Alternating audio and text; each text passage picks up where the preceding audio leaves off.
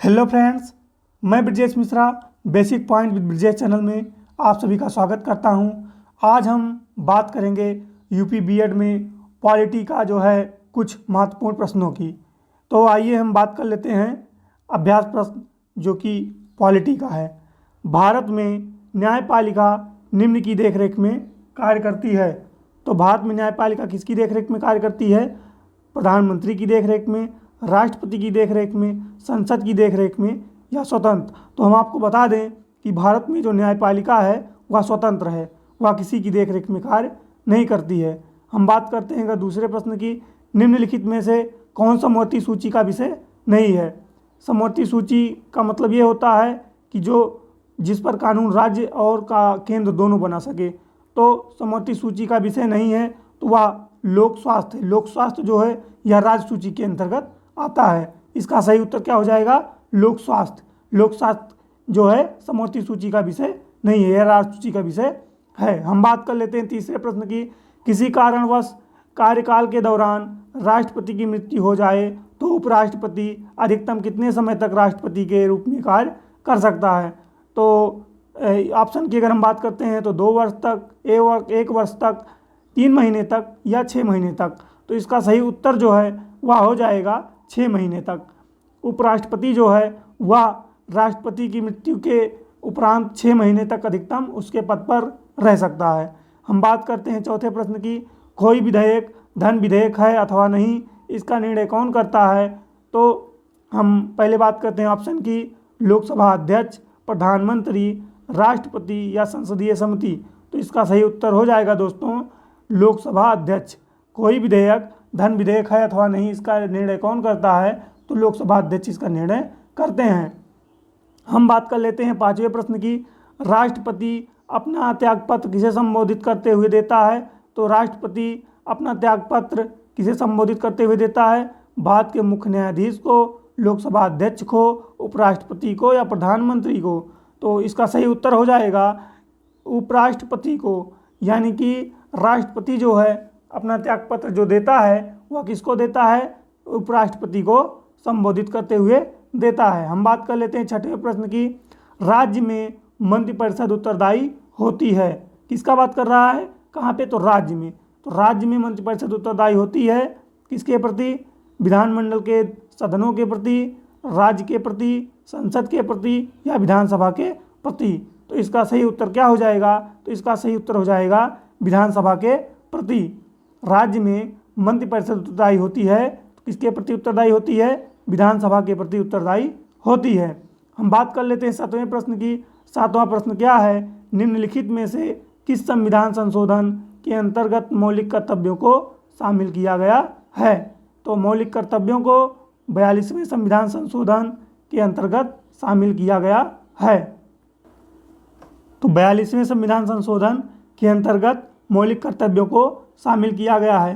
42वां संविधान संशोधन कब किया गया था? तो 1976 में किया गया था। आइए हम बात कर लेते हैं आठवें प्रश्न की। आठवां प्रश्न क्या है? भारतीय संविधान में राज्य के नीति निर्देशक तत्वों की संकल्पना किस देश के संविधान पर आधारित है? ऑप्शन में क्या क्या है देख लेते हैं, फ्रांस, जापान, आयरलैंड या ब्रिटेन। तो इसका सही उत्तर हो जाएगा आयरलैंड। आयरलैंड के संविधान से ही भारत में राज्य के नीति निर्देशक तत्वों की संकल्पना को भारत के संविधान में लिया गया है। हम बात कर लेते हैं 9वें प्रश्न की, भारतीय संविधान की अस्पृश्यता उन्मूलन से संबंधित अनुच्छेद कौन सा है? तो वहाँ अनुच्छेद आपको ऑप्शन में देख सकते हैं, अनुच्छेद 17, अनुच्छेद 16, अनुच्छेद 15 या अनुच्छेद 14। तो इसका सही उत्तर जो है वह हो जाएगा अनुच्छेद 17।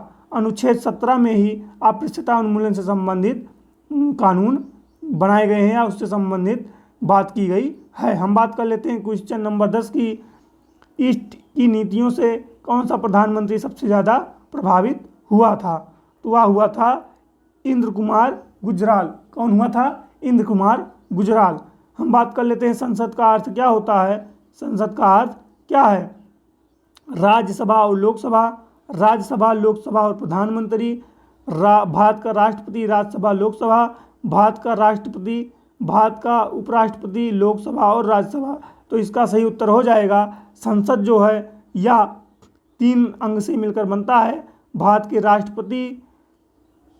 राष्ट्रपति, राज्यसभा और लोकसभा, इन तीनों से मिलकर संसद का निर्माण होता है। तो कौन सा उत्तर सही हो जाएगा? C number. तो हम बात कर लेते हैं अभी क्वेश्चन नंबर 12 की। भारत में त्रिस्तरीय पंचायती राज प्रणाली प्रस्ताव किसने पारित किया था? तो त्रिस्तरीय पंचायती राज व्यवस्था के जो प्रतिपादक थे वो बलवंत राय मेहता को कहा जाता है। इसका सही उत्तर क्या हो जाएगा? तो इसका सही उत्तर बलवंत राय मेहता हो जाएगा। आइए हम बात कर लेते हैं संवैधानिक प्रणाली के असफल हो जाने पर।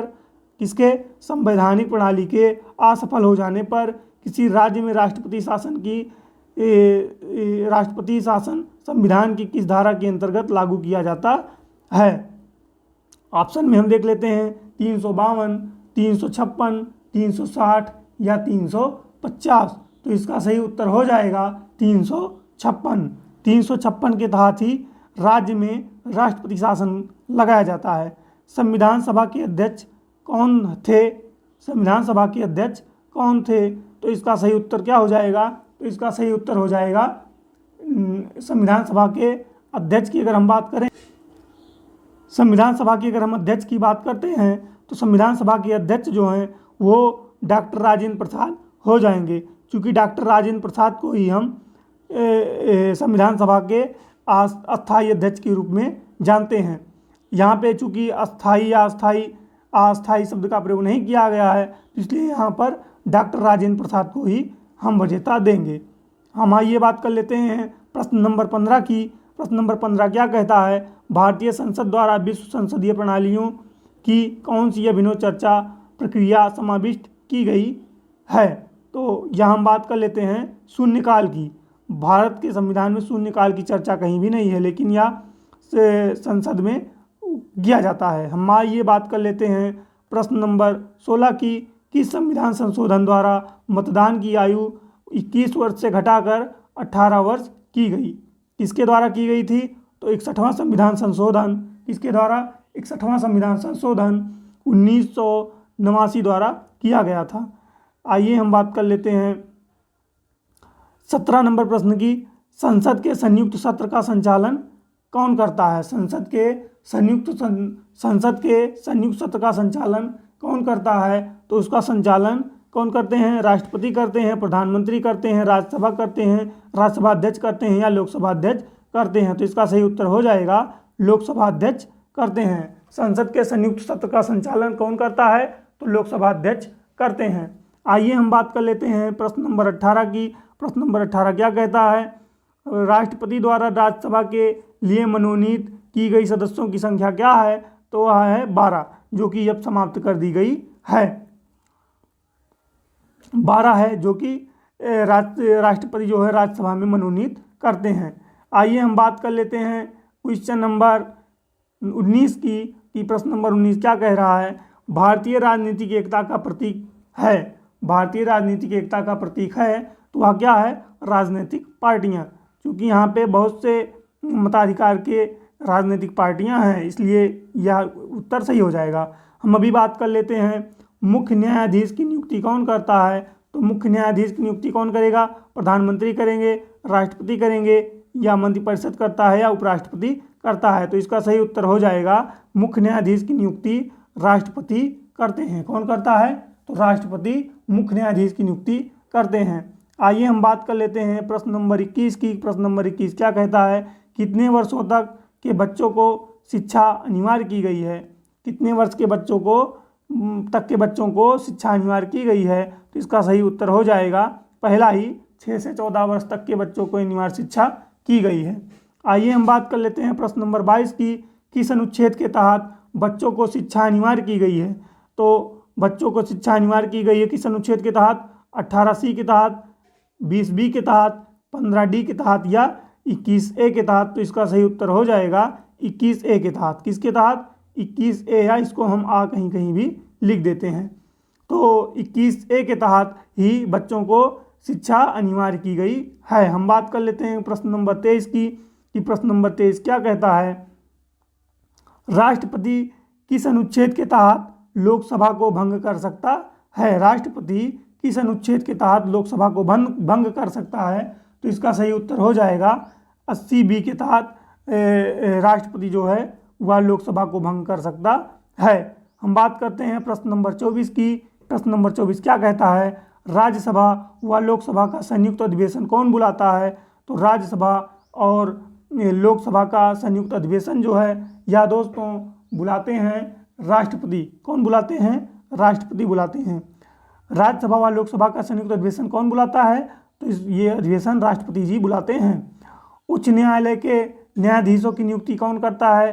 अगर हम इसकी बात करते हैं उच्च न्यायालय के न्यायाधीशों की नियुक्ति कौन करता है? तो इसका सही उत्तर हो जाएगा राष्ट्रपति करते हैं। उच्च न्यायालय के न्यायाधीशों की नियुक्ति कौन करता है? तो राष्ट्रपति जी करते हैं। हम वही बात कर लेते हैं, भारतीय नागरिक के कितने मौलिक कर्तव्य हैं? अगर हम बात करते हैं प्रश्न नंबर 26 की, भारतीय नागरिक के कितने मौलिक कर्तव्य हैं? तो इसका सही उत्तर हो जाएगा 11। लेकिन जब इसको शामिल किया गया था तब इसमें 10 ही थे। बाद में 86वां संविधान संशोधन करके एक और जोड़ा गया। हम ये बात कर लेते हैं अभी प्रश्न नंबर 27 की, राष्ट्रपति की आपातकालीन धारा कौन सी है? राष्ट्रपति की आपातकालीन धारा कौन सी है? तो इसका सही उत्तर हो जाएगा 352। यही इसका उत्तर सही हो जाएगा। 352 के तहत राष्ट्रपति सशस्त्र विद्रोह या किसी अन्य देश से युद्ध की स्थिति में आपातकाल की घोषणा करते हैं। हम बात करते हैं प्रश्न नंबर 28 की, 6 से 14 वर्ष की अनिवार्य शिक्षा किस संशोधन द्वारा लागू की गई थी? तो यह 86वें संविधान संशोधन द्वारा लागू की गई थी, जो कि 2002 में की गई थी। आइए हम बात कर लेते हैं प्रश्न नंबर 29 की, केंद्रीय मंत्रिपरिषद के विरुद्ध अविश्वास प्रस्ताव कहाँ प्रस्तुत किया जा सकता है? केंद्रीय मंत्रिपरिषद के विरुद्ध अविश्वास प्रस्ताव कहाँ प्रस्तुत किया जा सकता है? तो इसका सही उत्तर हो जाएगा केवल लोकसभा में। कहाँ? केवल लोकसभा में, चूँकि केंद्र की बात कर रहा है। और अभी हम बात कर लेते हैं कि क्वेश्चन नंबर 30 की। क्वेश्चन नंबर 30 क्या कहता है? तो क्वेश्चन नंबर 30 की अगर हम बात करेंगे तो किस संविधान संशोधन के द्वारा भारतीय नागरिकों के लिए मूल कर्तव्य को जोड़ा गया था? तो 42वां संविधान संशोधन, जो कि 1976 में किया गया था। इसको हमने आपको बताया था।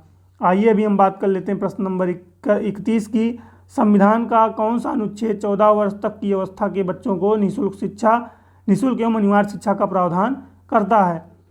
ऑप्शन की अगर हम बात करें, अनुच्छेद 18 या अनुच्छेद 19 या 20 या अनुच्छेद 21A।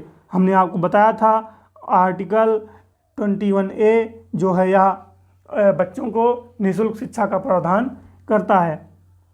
आइए हम बात कर लेते हैं प्रश्न नंबर 32 की, उस आयोग का अध्यक्ष कौन था जिसने शिक्षा के सभी पक्षों के बारे में संस्तुतियाँ दी थी? शिक्षा के सभी पक्षों के बारे में संस्तुतियाँ कौन सा आयोग दिया था? तो अगर हम बात करते हैं ऑप्शन की, LS मुदालियर या फिर S राधाकृष्णन या फिर श्री T प्रकाश या फिर DS कोठारी। तो इसका सही उत्तर हो जाएगा DS कोठारी। कोठारी आयोग ही जो है शिक्षा के बारे में सभी संस्तुतियों पर अपना रिपोर्ट दिया था। हम बात करते हैं अगर प्रश्न नंबर 33 की, भारत की संविधान सभा किसके अनुसार गठित की गई? भारत की संविधान सभा किसके अनुसार गठित की गई थी? तो इसका सही उत्तर हो जाएगा कैबिनेट मिशन के आधार पर ही जो है संविधान सभा का गठन किया गया था। आइए हम बात कर लेते हैं संविधान सभा के सदस्यों को निम्न में से किसने प्रत्यक्ष रूप से निर्वाचित किया था? तो अगर इसकी हम सही उत्तर की बात करते हैं तो इसका सही उत्तर हो जाएगा प्रांतों की विधानसभाओं द्वारा। प्रांतों की विधानसभा द्वारा संविधान सभा के सदस्यों को निम्न में से किसने प्रत्यक्ष रूप से निर्वाचित किया था? तो प्रांतों की विधानसभा ने प्रत्यक्ष रूप से निर्वाचित किया था। हम बात कर लेते हैं प्रश्न नंबर 35 की, संविधान सभा की स्थापना कब हुई? संविधान सभा की स्थापना कब हुई? तो इसका सही उत्तर हो जाएगा संविधान सभा की स्थापना कब हुई? तो इसका सही उत्तर हो जाएगा 9 दिसंबर 1946 को। 9 दिसंबर 1946 को ही संविधान सभा का प्रथम अधिवेशन हुआ था। और जिसमें अस्थायी अध्यक्ष कौन थे? अस्थायी अध्यक्ष की अगर हम बात करते हैं सच्चिदानंद सिन्हा इसके अस्थायी अध्यक्ष चुने गए थे। फिर हम बात कर लेते हैं अभी प्रश्न नंबर 36 की, संविधान सभा के उद्घाटन अधिवेशन की अध्यक्षता किसने की थी? तो आपको मैंने बताया था अस्थायी अध्यक्ष जिसको हम बोलते हैं, तो कौन थे? सच्चिदानंद सिन्हा थे। हम बात करते हैं संविधान सभा के अस्थायी अध्यक्ष की कि अस्थायी अध्यक्ष कौन थे? संविधान सभा के अस्थायी अध्यक्ष कौन थे? तो संविधान सभा के अस्थायी अध्यक्ष भीमराव अम्बेडकर या फिर महात्मा गांधी या फिर राजेंद्र प्रसाद या सच्चिदानंद सिन्हा थे। तो इसका उत्तर हमारे ख्याल से लगभग सभी जानते हैं, डॉक्टर राजेंद्र प्रसाद जी को संविधान सभा का अस्थायी अध्यक्ष चुना गया था। और कब चुना गया था? 11 दिसंबर 1946 को, जो कि दूसरा अधिवेशन हुआ था। हम बात करते हैं अगर भारतीय संविधान सभा की प्रारूप समिति के अध्यक्ष कौन थे? भारतीय संविधान सभा की प्रारूप समिति के अध्यक्ष कौन थे? तो भारतीय संविधान सभा के प्रारूप समिति के अध्यक्ष जो हैं वो डॉक्टर कौन थे? एक मिनट दोस्तों, हम आपको बताते हैं। भारतीय संविधान सभा के जो है प्रारूप समिति के अध्यक्ष जो हैं वो डॉक्टर भीमराव अम्बेडकर थे। कौन थे? डॉक्टर भीमराव अम्बेडकर थे, जो कि संविधान सभा के निर्माण में अपनी अहम भूमिका निभाए थे। हम अभी बात कर लेते हैं अगर प्रश्न नंबर 39 की, कि प्रश्न नंबर 39 क्या कहता है? तो हम बात करते हैं संविधान सभा का संवैधानिक सलाहकार किसे नियुक्त किया गया था? संविधान सभा का संवैधानिक सलाहकार किसे नियुक्त किया गया था? तो इसका सही उत्तर हो जाएगा BN राव को। किसका नियुक्त किया गया था? BN राव को। संविधान सभा में उद्देश्य प्रस्ताव किसने प्रस्तुत किया था? संविधान सभा में उद्देश्य प्रस्ताव किसने प्रस्तुत किया था? ऑप्शन की अगर हम बात करते हैं, सच्चिदानंद सिन्हा ने, वल्लभ भाई पटेल ने, राजेंद्र प्रसाद ने या फिर जवाहरलाल नेहरू ने। तो इसका सही उत्तर हो जाएगा पंडित जवाहरलाल नेहरू ने। उद्देश्य प्रस्ताव किसने प्रस्तुत किया था? तो जवाहरलाल नेहरू ने प्रस्तुत किया था। क्या किया था? उद्देश्य प्रस्ताव को किसने? जवाहरलाल नेहरू ने। हम बात कर लेते हैं प्रश्न नंबर 41 की। प्रश्न नंबर 41 क्या कहता है? संविधान सभा के ने अंतिम रूप से संविधान को कब पारित किया था? तो संविधान सभा ने अंतिम रूप से संविधान को जो है 26 जनवरी को या 26 जनवरी 1950 को या 15 अगस्त 1947 को या 26 नवंबर 1949 को या फिर 2 अक्टूबर 1950 को। तो इसके अगर हम सही उत्तर की बात करें तो इसका सही उत्तर हो जाएगा 26 नवंबर 1949 को संविधान सभा ने अंतिम रूप से संविधान को पारित किया था। हम बात कर लेते हैं भारतीय संविधान किस दिन से पूर्णतः लागू हुआ था? तो भारतीय संविधान जो है 26 नवंबर 1949 को या 26 नवंबर 1949 को, यहाँ पे जनवरी था, सॉरी दोस्तों, 26 जनवरी या 1950 को या 15 अगस्त 1947 को। तो इसका सही उत्तर जो हो जाएगा वह 26 जनवरी 1950 हो जाएगा, क्योंकि इसी दिन भारतीय संविधान को पूर्ण रूप से लागू किया गया था। जबकि संविधान को इसके पहले भी लागू कर दिया जा चुका था। और कब किया गया था? तो 26 नवंबर 1949 को कर दिया गया था। भारत गणतंत्र कब बना? भारत गणतंत्र कब बना?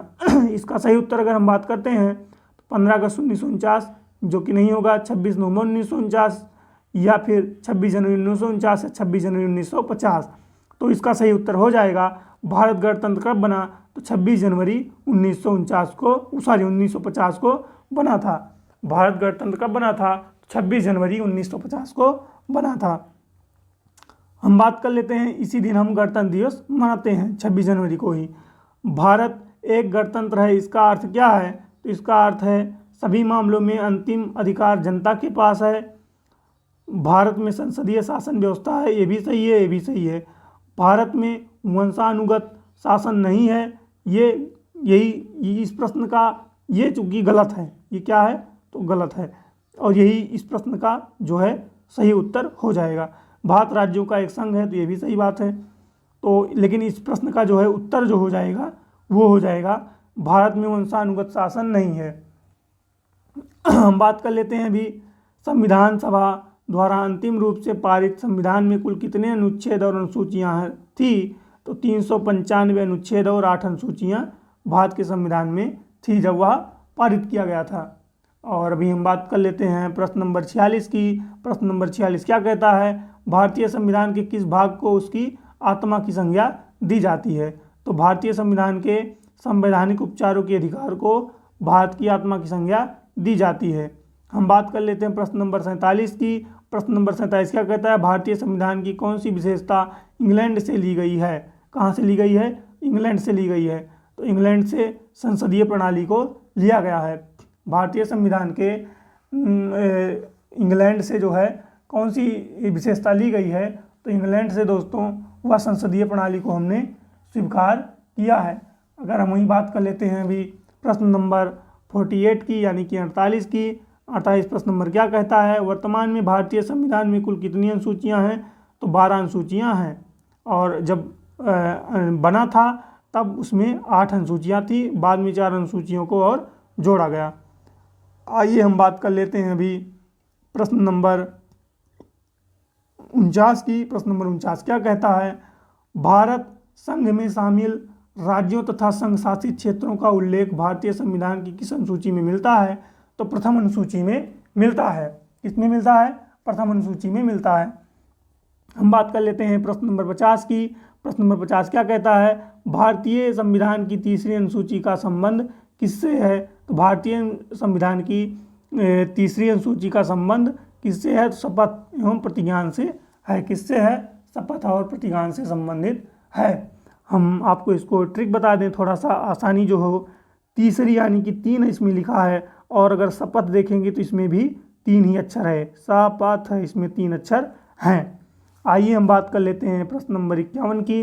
प्रश्न नंबर 51 क्या कहता है, भारतीय संविधान की किस अनुसूची में राजभाषाओं का उल्लेख है, तो 8वीं अनुसूची में राजभाषाओं का उल्लेख है। और कितनी भाषाएं हैं उसमें, 22 भाषाओं का उल्लेख किया गया है। आइए हम बात कर लेते हैं अभी दल बदल कानून की। दल बदल से संबंधित प्रावधान किस अनुसूची में रखे गए हैं, तो 10वीं अनुसूची में रखे गए हैं। 10वीं अनुसूची में क्या रखा गया है, दल बदल संबंधी कानून को रखा गया है। अभी हम ये बात कर लेते हैं पंचायती राज व्यवस्था संबंधित प्रावधान भारतीय संविधान की किस अनुसूची में है, तो यह 11वीं अनुसूची में रखा गया है। किस में रखा गया है, 11वीं अनुसूची में रखा गया है। भारतीय संविधान के किस अनुच्छेद में यह अंकित है कि भारत अर्थात इंडिया राज्यों का एक संघ है, तो इसका उत्तर हो जाएगा अनुच्छेद 1 में इसका वर्णन किया गया है। आइए हम बात कर लेते हैं प्रश्न नंबर 55 की। भारतीय संविधान के किस अनुच्छेद में अंतर्राष्ट्रीय शांति की बात की गई है, तो भारतीय संविधान के आर्टिकल नंबर 51 में अंतर्राष्ट्रीय शांति की बात की गई है। किसमें की गई है, तो आर्टिकल 51 में की गई है। इसका उत्तर डी हो जाएगा। आइए हम बात कर लेते हैं 56 नंबर प्रश्न की। संविधान के किस अनुच्छेद के अंतर्गत राष्ट्रपति अध्यादेश जारी कर सकता है, तो इसका सही उत्तर हो जाएगा अनुच्छेद 123 के अंतर्गत अध्यादेश जारी कर सकता है। कौन कर सकता है, तो राष्ट्रपति अनुच्छेद 123 के तहत अध्यादेश जारी कर सकता है। हम बात करते हैं अगर प्रश्न नंबर 57 की। संविधान के किस अनुच्छेद के द्वारा संघ एवं राज्यों के लिए लोक सेवा आयोग का प्रावधान किया गया है, संविधान के किस अनुच्छेद के तहत या के द्वारा संघ एवं राज्यों के लिए लोक सेवा आयोग का प्रावधान किया गया है, तो इसका सही उत्तर जो हो जाएगा वह इसका सही उत्तर हो जाएगा अनुच्छेद 315 के तहत यह प्रावधान किया गया है। हम बात करते हैं अगर 58 नंबर प्रश्न की। भारतीय संघ में किसी राज्य को सम्मिलित करने का अधिकार किसे है, भारतीय संघ में किसी राज्य को सम्मिलित करने का अधिकार किसे है, तो भारतीय संघ में किसी राज्य को सम्मिलित करने का अधिकार संसद के पास में है। या ना ही राष्ट्रपति के पास में, प्रधानमंत्री के पास है, और ना ही लोकसभा अध्यक्ष के पास में। यह अधिकार किसके पास है, तो यह अधिकार संसद के पास में है। आइए हम बात कर लेते हैं भी प्रश्न नंबर 59 की। प्रश्न नंबर 59 क्या कहता है, वर्ष 1953 में, यहाँ पे दोस्तों 56 हो जाएगा, ये गलत लिखा गया थोड़ा, गठित राज्य पुनर्गठन आयोग के अध्यक्ष कौन थे, तो न्यायमूर्ति फजल अली थे। कौन थे, न्यायमूर्ति फजल अली थे। इसका सही उत्तर यही हो जाएगा। अगर हम बात करते हैं भाषाई आधार पर राज्यों का पुनर्गठन कब किया गया था, तो भाषाई आधार पर राज्यों का पुनर्गठन 1956 में किया गया था। तो आपको मैंने बता दिया, आप यहाँ तक देख सकते हैं।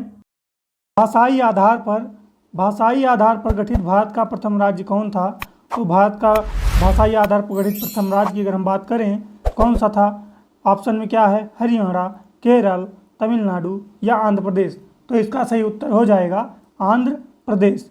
आंध्र प्रदेश जो है यह भारत का प्रथम राज्य है जो भाषा के आधार पर गठित किया गया था। हम बात कर लेते हैं प्रश्न नंबर 62 की, यानी कि 62 की। पांडिचेरी को किस वर्ष भारतीय संघ में शामिल किया गया था? पांडिचेरी को भारत में किस वर्ष शामिल किया गया था, या भारतीय संघ में किस वर्ष शामिल किया गया था? तो इसका सही उत्तर जो है वह हो जाएगा 1959 में। कब दोस्तों? 1959 में पांडिचेरी को भारतीय संघ में शामिल किया गया था। आइए हम बात कर लेते हैं प्रश्न नंबर 63 की। भारतीय संविधान निम्नलिखित में से कौन सी नागरिकता प्रदान करता है? तो अगर हम इसके ऑप्शन की बात करते हैं, एकल नागरिकता, दोहरी नागरिकता, ए और बी अर्थात दोनों का मतलब एकल या दोहरी दोनों, उपरोक्त में से कोई नहीं, यानी कि ऊपर जो भी ऑप्शन दिया गया है उसमें से कोई नहीं। तो इसका सही उत्तर जो हो जाएगा वो ऑप्शन नंबर ए हो जाएगा, यानी कि भारत जो है या भारतीय संविधान जो है वह एकल नागरिकता प्रदान करता है। अगर आप कहीं दूसरे देश की नागरिकता ले लेते हैं तो भारत की नागरिकता अपने आप समाप्त हो जाती है। आइए हम बात कर लेते हैं प्रश्न नंबर 64 की। भारत की नागरिकता किस प्रकार प्राप्त की जा सकती है? ऑप्शन की बात करें, जन्म से, वंशानुक्रम से, देशीयकरण से, या इन सभी से। तो इसका सही उत्तर जो है वह हो जाएगा इन सभी से, यानी कि भारत की जो नागरिकता है वह जन्म से भी, वंशानुक्रम से भी और देशीयकरण से भी, इन तीनों से प्राप्त किया जाता है। आइए हम बात कर लेते हैं प्रश्न नंबर 65 की। भारतीय नागरिकता का अंत किस प्रकार किया जा सकता है? तो नागरिकता का परित्याग करने से, सरकार द्वारा नागरिकता छीनने से, अन्य देश की नागरिकता ग्रहण करने से, या उपरोक्त सभी प्रकार से। तो इसका जो सही उत्तर हो जाएगा वह उपरोक्त सभी प्रकार से हो जाएगा। आइए हम बात कर लेते हैं प्रश्न नंबर 66 की कि 66 क्या है? निम्नलिखित में से कौन सी शर्त भारत की नागरिकता प्राप्त करने के लिए सही नहीं है? तो ये पहले ऑप्शन की अगर हम बात करते हैं अधिवास, बी की बात करें पंजीकरण, सी वंशानुक्रम, डी संपत्ति स्वामित्व। तो इसका जो सही उत्तर हो जाएगा वह हो जाएगा ऑप्शन नंबर डी, यानी संपत्ति स्वामित्व के द्वारा भारत की नागरिकता प्राप्त नहीं की जा सकती है। हम बात कर लेते हैं प्रश्न नंबर 67 की। वर्तमान में भारत में राज्यों एवं केंद्र शासित प्रदेशों की संख्या क्रमशः कितनी है? तो इस ऑप्शन के अनुसार सी ऑप्शन सही है, 28 और 9, लेकिन जो वर्तमान की अगर हम बात करते हैं तो 28 राज्य और 8 केंद्र शासित प्रदेश हैं। आइए हम बात कर लेते हैं प्रश्न नंबर 68 की। प्रश्न नंबर 68 क्या कहता है? भारतीय संविधान में नागरिकों के मूल अधिकारों का वर्णन किस अनुच्छेद से लेकर किस अनुच्छेद तक किया गया है? तो ऑप्शन की अगर हम बात करेंगे तो अनुच्छेद 12 से 35 तक, अनुच्छेद 13 से 36 तक, अनुच्छेद 15 से 39 तक, या अनुच्छेद 16 से 40 तक। तो इसके अगर हम सही उत्तर की बात करेंगे तो अनुच्छेद 12 से 35 तक भारतीय संविधान में नागरिकों के मूल अधिकारों का वर्णन किया गया है। मूल अधिकारों का वर्णन कहाँ से कहाँ तक किया गया है? तो अनुच्छेद 12 से 35 तक किया गया है। आइए हम बात कर लेते हैं प्रश्न नंबर 69 की, यानी 69 की। वर्तमान में भारतीय नागरिकों को कितने मूल अधिकार प्राप्त हैं? तो वर्तमान में भारतीय नागरिकों को 6 मूल अधिकार प्राप्त हैं, जो कि पहले 7 प्राप्त थे। एक को हटा दिया गया है, उसको विधिक अधिकार कर दिया गया है। अभी हम आपको इसके बारे में आगे बताएंगे। हम बात कर लेते हैं प्रश्न नंबर 70 की। मूल अधिकारों को परिवर्तित कराने की शक्ति किसे प्राप्त की गई है? मूल अधिकारों को परिवर्तित कराने की शक्ति किसे प्राप्त की गई है? तो जो इसका सही उत्तर हो जाएगा वह हो जाएगा उच्च एवं उच्चतम न्यायालय को प्रदान की गई है। मूल अधिकारों को परिवर्तित कराने की शक्ति किसे प्राप्त है? तो उच्च एवं उच्चतम न्यायालय को इसकी शक्ति प्राप्त है। आइए हम बात कर लेते हैं प्रश्न नंबर 71 की। प्रेस की स्वतंत्रता का अधिकार किसमें निहित है? प्रेस की स्वतंत्रता का अधिकार निहित है। ऑप्शन की बात करते हैं अगर अनुच्छेद 19(1) में, अनुच्छेद 19(2) में, अनुच्छेद 21(1) में, या अनुच्छेद 24(2) में। तो इसका जो सही उत्तर हो जाएगा वह इसका सही उत्तर हो जाएगा अनुच्छेद 19(1) में प्रेस की स्वतंत्रता का अधिकार निहित है। आइए हम बात कर लेते हैं प्रश्न नंबर 72 की। संपत्ति के अधिकार को किस संविधान संशोधन के द्वारा मूल अधिकार से हटा दिया गया? तो इसको हम अगर बताएं आपको तो इसको 44वें संविधान संशोधन जो कि 1978 में किया गया था, इसके द्वारा संपत्ति के अधिकार को मूल अधिकार से हटा के इसको हम विधिक अधिकार कर दिए हैं, जो कि हमने आपको बताया था कि वर्तमान में 6 मूल अधिकार हैं। पहले कितने थे? पहले 7 थे। एक कौन सा कम हुआ है? तो एक यही जो संपत्ति का अधिकार है, इसी को हटा के विधिक अधिकार कर दिया गया है। आइए हम बात कर लेते हैं अभी प्रश्न नंबर 73 की। 73 क्या कहता है? वर्तमान में संपत्ति का अधिकार है एक प्रकार का क्या है? वर्तमान में संपत्ति का अधिकार जो है यह क्या है? तो यह एक विधिक अधिकार है। मैंने आपको बताया था कि पहले यह मूल अधिकार हुआ करता था, जो कि अब हटा के इसको क्या कर दिया गया है? तो इसको विधिक अधिकार कर दिया गया है।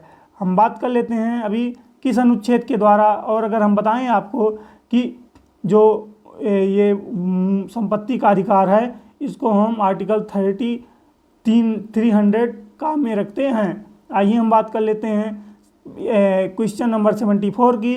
किस अनुच्छेद के द्वारा 6 से 14 वर्ष तक के बच्चों के लिए शिक्षा का अधिकार मूल अधिकार माना जाता है या माना गया है? तो यह ऑप्शन की बात करें, आर्टिकल 20, आर्टिकल 21, आर्टिकल 22 और आर्टिकल 21A।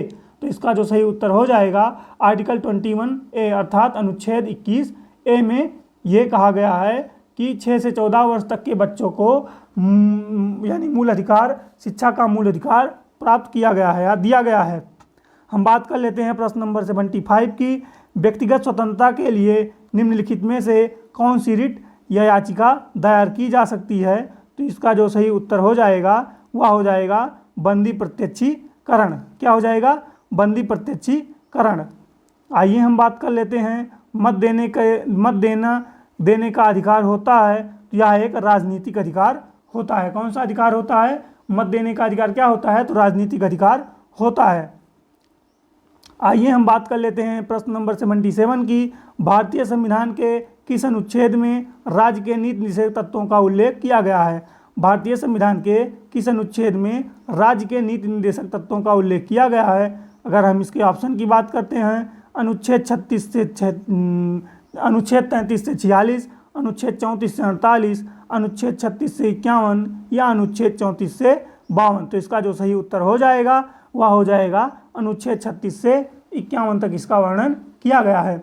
हम बात कर लेते हैं क्वेश्चन नंबर 78 की कि 78 क्या कह रहा है, क्या क्वेश्चन है देखते हैं। संविधान में कल्याणकारी राज्य की अवधारणा किसमें निहित है? तो जो इसका सही उत्तर हो जाएगा राज्य के नीति निर्देशक तत्व में यह विद्यमान है कि राज्य में कल्याणकारी राज्य की स्थापना की जाए। हम बात कर लेते हैं नीति निर्देशक सिद्धांत की। नीति निर्देशक सिद्धांत क्या है? वाद्य योग्य है, वाद्य योग्य नहीं है, अंशतः वाद्य योग्य है या उपरोक्त में से कोई नहीं? तो जो इसका सही उत्तर हो जाएगा वह हो जाएगा वाद्य योग्य नहीं है। क्या नहीं है? वाद्य योग्य नहीं है। हम बात कर लेते हैं भारतीय नागरिकों के लिए एक समान सिविल संहिता का उल्लेख किस अनुच्छेद में है? तो इसका जो ऑप्शन है अनुच्छेद 40, अनुच्छेद 42, अनुच्छेद 43 या अनुच्छेद 44। तो इसका जो सही उत्तर हो जाएगा भारतीय नागरिकों को समान सिविल संहिता का उल्लेख किस अनुच्छेद में है? तो अनुच्छेद 44 में किया गया है। आइए हम बात कर लेते हैं क्वेश्चन नंबर 81 यानी कि 81 की। भारत के किस राज्य में समान नागरिक संहिता लागू है? तो भारत का एकमात्र राज्य जिसमें समान नागरिक संहिता लागू है वह है गोवा। कौन सा राज्य है? गोवा राज्य है जहाँ पर समान नागरिक संहिता लागू किया गया है। हरियाणा गलत है, बिहार और कर्नाटक ये सभी क्या हैं? ये सभी ऑप्शन गलत हैं। आइए हम बात कर लेते हैं प्रश्न नंबर 82 की। राज्य के नीति निर्देशक सिद्धांतों के अनुसार किस आयु तक के बच्चों को निःशुल्क एवं अनिवार्य शिक्षा देने की आशा की जाती है? राज्य के नीति निर्देशक सिद्धांतों के अनुसार किस आयु तक के बच्चों को निःशुल्क एवं अनिवार्य शिक्षा देने की आशा की जाती है? तो जो इसका सही उत्तर हो जाएगा वो ऑप्शन नंबर ए हो जाएगा। 14 वर्ष तक के बच्चों को निःशुल्क और अनिवार्य शिक्षा देने की आशा की जाती है। और किस साल से लेकर 6 से 14 वर्ष तक के बच्चों को यह किया गया है। आइए हम बात कर लेते हैं प्रश्न नंबर 83 की। 83 क्या कहता है? तो हम बात करते हैं भारतीय संविधान में मूल कर्तव्यों का वर्णन किस अनुच्छेद में किया गया है? अगर इसके ऑप्शन की बात करें, अनुच्छेद 51, अनुच्छेद 51 का, अनुच्छेद 52 या अनुच्छेद 53। तो जो इसका सही उत्तर हो जाएगा वह हो जाएगा ऑप्शन नंबर बी, यानी कि अनुच्छेद 51 का। कौन सा हो जाएगा? अनुच्छेद 51 का। अनुच्छेद 51 का में मूल कर्तव्यों का वर्णन किया गया है। आइए हम बात कर लेते हैं, हम आपको बता दें मूल कर्तव्यों की जो संख्या है वर्तमान में वह 11 है। आइए हम बात कर लेते हैं संविधान में मूल कर्तव्यों की प्रेरणा किस देश से ली गई है।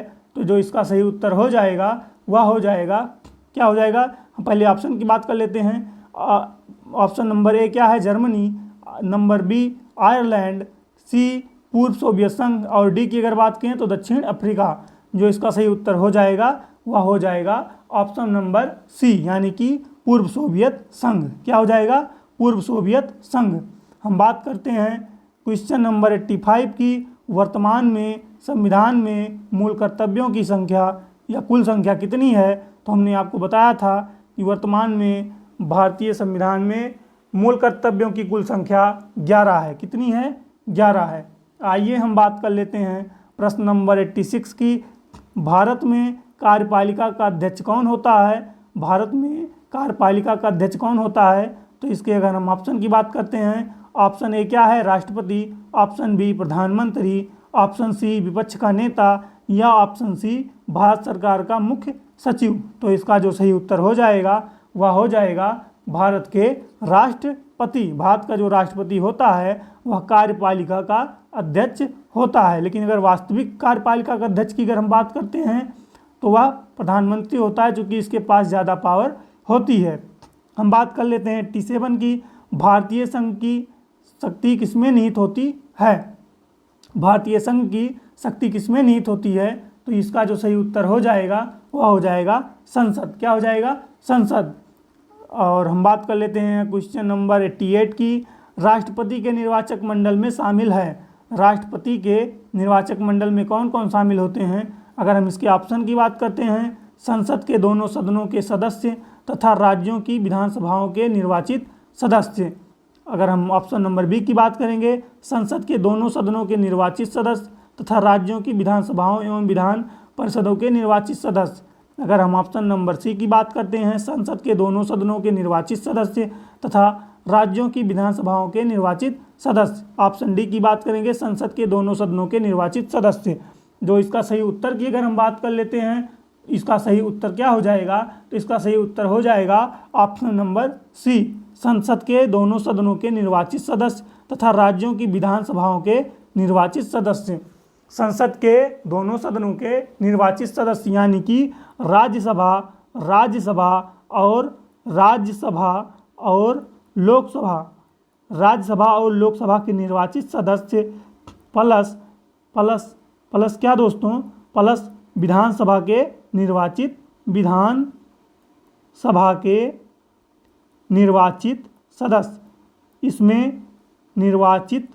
सदस्य।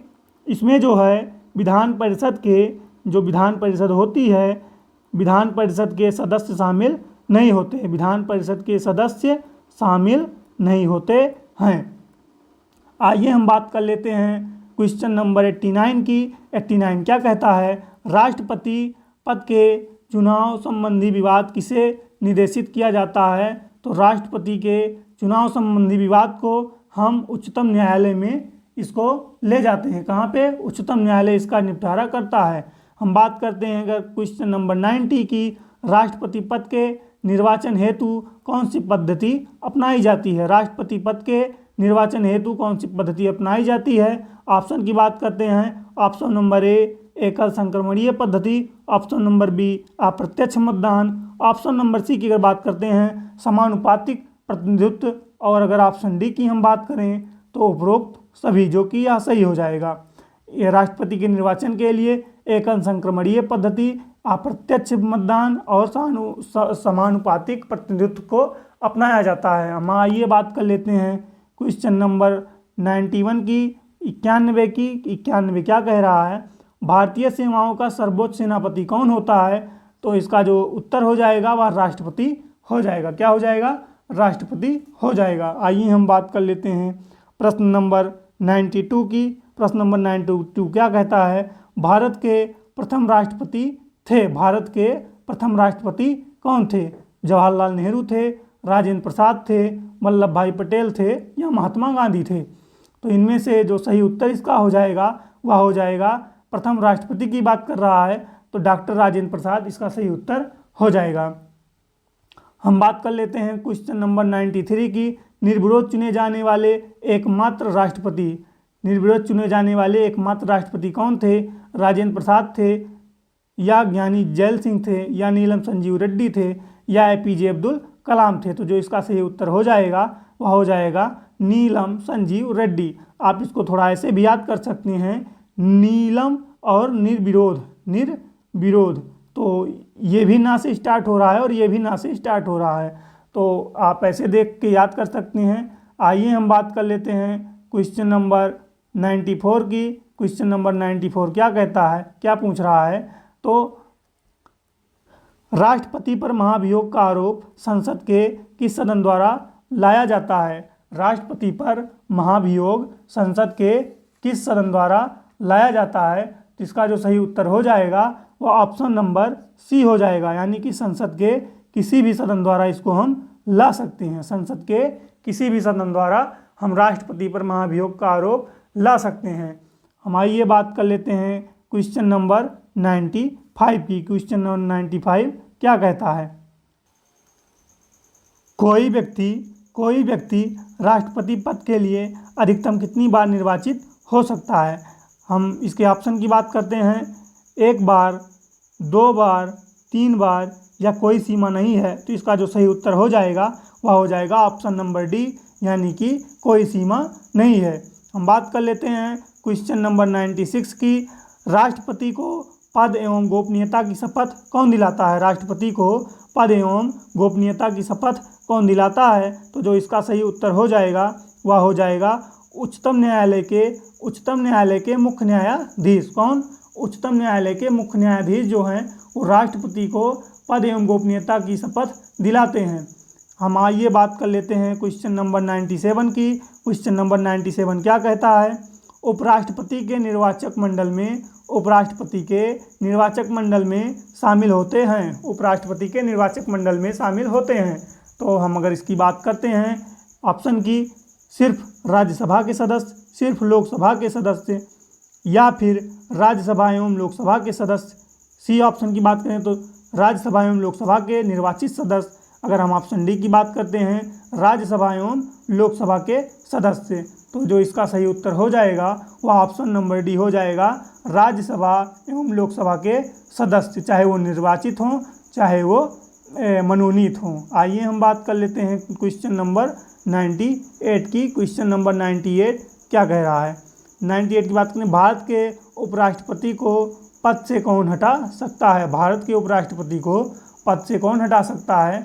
अगर हम इसके ऑप्शन की बात करते हैं तो ऑप्शन नंबर ए क्या है? मंत्रिमंडल की सलाह से राष्ट्रपति, राष्ट्रपति की सम्मति से लोकसभा या लोकसभा की सम्मति से राज्यसभा या राष्ट्रपति की सम्मति से राज्यसभा। तो जो इसका सही उत्तर हो जाएगा वह हो जाएगा ऑप्शन नंबर सी, लोकसभा की सम्मति से राज्यसभा जो है वह उपराष्ट्रपति को पद से हटा सकता है। हम आइए बात कर लेते हैं क्वेश्चन नंबर 99 की। राज्यसभा की बैठकों का सभापतित्व कौन करता है? राज्यसभा की बैठकों का सभापतित्व कौन करता है? ऑप्शन ए की बात करेंगे राष्ट्रपति, बी की बात करेंगे उपराष्ट्रपति, ऑप्शन सी की बात करेंगे तो प्रधानमंत्री, और अगर ऑप्शन डी की बात करेंगे तो राज्यसभा का सभापति। तो जो इसका सही उत्तर हो जाएगा कि राज्यसभा की बैठकों का सभापतित्व कौन करता है, तो वह हो जाएगा ऑप्शन नंबर बी, यानी कि उपराष्ट्रपति। उपराष्ट्रपति जो हैं वह राज्यसभा के सभापति के रूप में कार्य करते हैं। हम आइए बात कर लेते हैं क्वेश्चन नंबर 100 की। किस एकमात्र उपराष्ट्रपति की मृत्यु पद पर आसीन रहते हुई थी? यानी कि उपराष्ट्रपति थे तभी उनकी मृत्यु हो गई थी। हम इसके अगर ऑप्शन की बात करते हैं, option number A Krishnakant, option number B G S. Pathak, option number D की बात करेंगे तो बी.डी. जत्ती, और अगर ऑप्शन नंबर डी की बात करेंगे तो मोहम्मद हिदायतुल्लाह। तो जो इसका सही उत्तर हो जाएगा वह ऑप्शन नंबर बी हो जाएगा, जी.एस. पाठक। कौन? जी.एस. पाठक जो है वह एकमात्र का मतलब केवल अभी तक एक ही ऐसे उपराष्ट्रपति हुए हैं जिनकी मृत्यु उपराष्ट्रपति रहते हुए हो गई थी। उनका नाम क्या था? GS पाठक था। आइए हम बात कर लेते हैं क्वेश्चन नंबर 101 की, यानी कि 101 की। निम्न में से कौन संसद का अस्थायी एवं उच्च सदन है? निम्न में से कौन संसद का अस्थायी एवं उच्च सदन है? तो उसकी अगर हम बात करते हैं तो पहले ऑप्शन की बात करते हैं लोकसभा, ऑप्शन बी की बात करेंगे राज्यसभा, ऑप्शन सी की बात करेंगे तो ए एवं बी अर्थात राज्यसभा और लोकसभा। अगर ऑप्शन डी की हम बात करेंगे तो उपरोक्त में से कोई नहीं। जी उसका सही उत्तर हो जाएगा, वह हो जाएगा राज्यसभा। संसद का जो अस्थायी सदन और उच्च सदन होता है वह कौन होता है? तो वह राज्यसभा होता है। और लोकसभा को हम निम्न सदन और अस्थायी सदन बोलते हैं। अस्थायी सदन राज्यसभा को इसलिए बोलते हैं क्योंकि इसके जो सदस्य होते हैं वो 6 वर्षों के लिए निर्वाचित किए जाते हैं। आइए हम बात कर लेते हैं क्वेश्चन नंबर 102 की। राष्ट्रपति द्वारा राज्यसभा में कितने सदस्यों को मनोनीत किया जाता है? तो इसके अगर ऑप्शन की बात करेंगे 10 सदस्य, ऑप्शन नंबर बी 11 सदस्य, ऑप्शन नंबर सी 12 सदस्य, ऑप्शन नंबर डी 14 सदस्य। तो इसका जो सही उत्तर हो जाएगा वह हो जाएगा 12 सदस्य। राष्ट्रपति जो होता है राज्यसभा में कितने सदस्यों को करता है? 12 सदस्यों को करता है, जो कि कला, विज्ञान, साहित्य इस सब में प्रख्याति प्राप्त किया हुआ हो। आइए हम बात कर लेते हैं क्वेश्चन नंबर 103 की, यानी कि 103 की। राज्यसभा में किस राज्य के प्रतिनिधियों की संख्या सर्वाधिक है? राज्यसभा में किस राज्य के प्रतिनिधियों की संख्या सर्वाधिक है? तो जो इसका सही उत्तर हो जाएगा वह हो जाएगा उत्तर प्रदेश की। हमारा जो उत्तर प्रदेश है इसका राज्यसभा में सर्वाधिक प्रतिनिधि हैं। कितने हैं? 31 हैं। आइए हम बात कर लेते हैं क्वेश्चन नंबर 104 की। क्वेश्चन नंबर 104 देखिए, हम बात कर लेते हैं लोकसभा के लिए प्रथम आम चुनाव कब हुआ था? लोकसभा के लिए प्रथम आम चुनाव कब हुआ था? ऑप्शन की बात करेंगे वर्ष 1948 में, ऑप्शन बी की बात करेंगे वर्ष 1952 में, ऑप्शन सी की बात करेंगे तो वर्ष 1953 में, ऑप्शन डी की बात करेंगे अगर हम तो वर्ष 1954 में। तो इसका जो सही उत्तर हो जाएगा प्रथम आम चुनाव कब हुआ था लोकसभा का? तो वर्ष 1952 में हुआ था। आइए हम बात कर लेते हैं क्वेश्चन नंबर 105 यानी कि 105 की। लोकसभा का चुनाव लड़ने के इच्छुक व्यक्ति की न्यूनतम आयु कितनी होनी चाहिए? तो इसका जो आइए हम बात कर लेते हैं ऑप्शन की। ऑप्शन नंबर ए 21 वर्ष, ऑप्शन नंबर बी 24 वर्ष, ऑप्शन नंबर सी 25 वर्ष, अगर ऑप्शन नंबर डी की बात करेंगे तो 28 वर्ष। तो जो इसका सही उत्तर हो जाएगा ऑप्शन नंबर सी 25 वर्ष। जो 21 वर्ष होता है वह पंचायतों में चुनाव लड़ने के लिए होता है, यानी कि जैसे प्रधान हुआ, BDC हुआ, इन सभी का जो है लड़ने के लिए 21 वर्ष न्यूनतम आयु होनी चाहिए। हम आइए बात कर लेते हैं 106 क्वेश्चन नंबर 106 यानी 106 की। कौन सा राज्य सबसे अधिक प्रतिनिधि लोकसभा में भेजता है? कौन सा राज्य सबसे अधिक प्रतिनिधि लोकसभा में भेजता है? तो इसका भी उत्तर उत्तर प्रदेश ही हो जाएगा, क्योंकि उत्तर प्रदेश की जनसंख्या बहुत ज़्यादा है। तो वैसे आप गणित लगा सकते हैं कि राज्यसभा और लोकसभा में अपने प्रतिनिधि सबसे ज़्यादा भेजेगा। हम बात कर लेते हैं क्वेश्चन नंबर, अगर हम लोकसभा की बात करेंगे तो लोकसभा के इसके 80 प्रतिनिधि होते हैं। आइए हम बात कर लेते हैं अभी क्वेश्चन नंबर 107 की। लोकसभा एवं राज्यसभा के 2 अधिवेशनों के बीच अधिकतम कितने समय का अंतर होना चाहिए? ऑप्शन की बात करेंगे ऑप्शन नंबर ए 3 महीने, ऑप्शन नंबर बी 6 महीने, ऑप्शन नंबर सी 8 महीने और ऑप्शन नंबर डी 9 महीने। तो इसका जो सही उत्तर हो जाएगा वह हो जाएगा 6 महीने। राज्यसभा और लोकसभा के दो अधिवेशनों के बीच में अधिकतम कितने माह से अधिक का अंतर नहीं होना चाहिए? 6 महीने से अधिक का अंतर नहीं होना चाहिए। आइए हम बात कर लेते हैं क्वेश्चन नंबर 108 की। कोई विधेयक धन विधेयक है या नहीं, इसका निर्णय कौन करता है? तो इसका निर्णय प्रधानमंत्री करते हैं, या ऑप्शन नंबर बी लोकसभा का सचिव करते हैं, या ऑप्शन नंबर सी राष्ट्रपति करते हैं, या ऑप्शन नंबर डी लोकसभा अध्यक्ष करते हैं। तो इसका जो सही उत्तर हो जाएगा वह हो जाएगा लोकसभा अध्यक्ष इसका निर्णय करते हैं कि कोई भी विधेयक धन विधेयक है या नहीं। इसका निर्णय कौन करते हैं? तो इसका निर्णय लोकसभा के अध्यक्ष करते हैं। आइए हम बात कर लेते हैं क्वेश्चन नंबर 109 की, संसद के संयुक्त अधिवेशनों को कौन बुलाता है। तो संसद के संयुक्त अधिवेशनों को कौन बुलाते हैं। ऑप्शन नंबर ए राष्ट्रपति, ऑप्शन नंबर बी प्रधानमंत्री, ऑप्शन नंबर सी लोकसभा अध्यक्ष या ऑप्शन नंबर डी विपक्ष का नेता। तो इसका जो सही उत्तर हो जाएगा वह हो जाएगा राष्ट्रपति। संसद के संयुक्त अधिवेशन को कौन बुलाता है।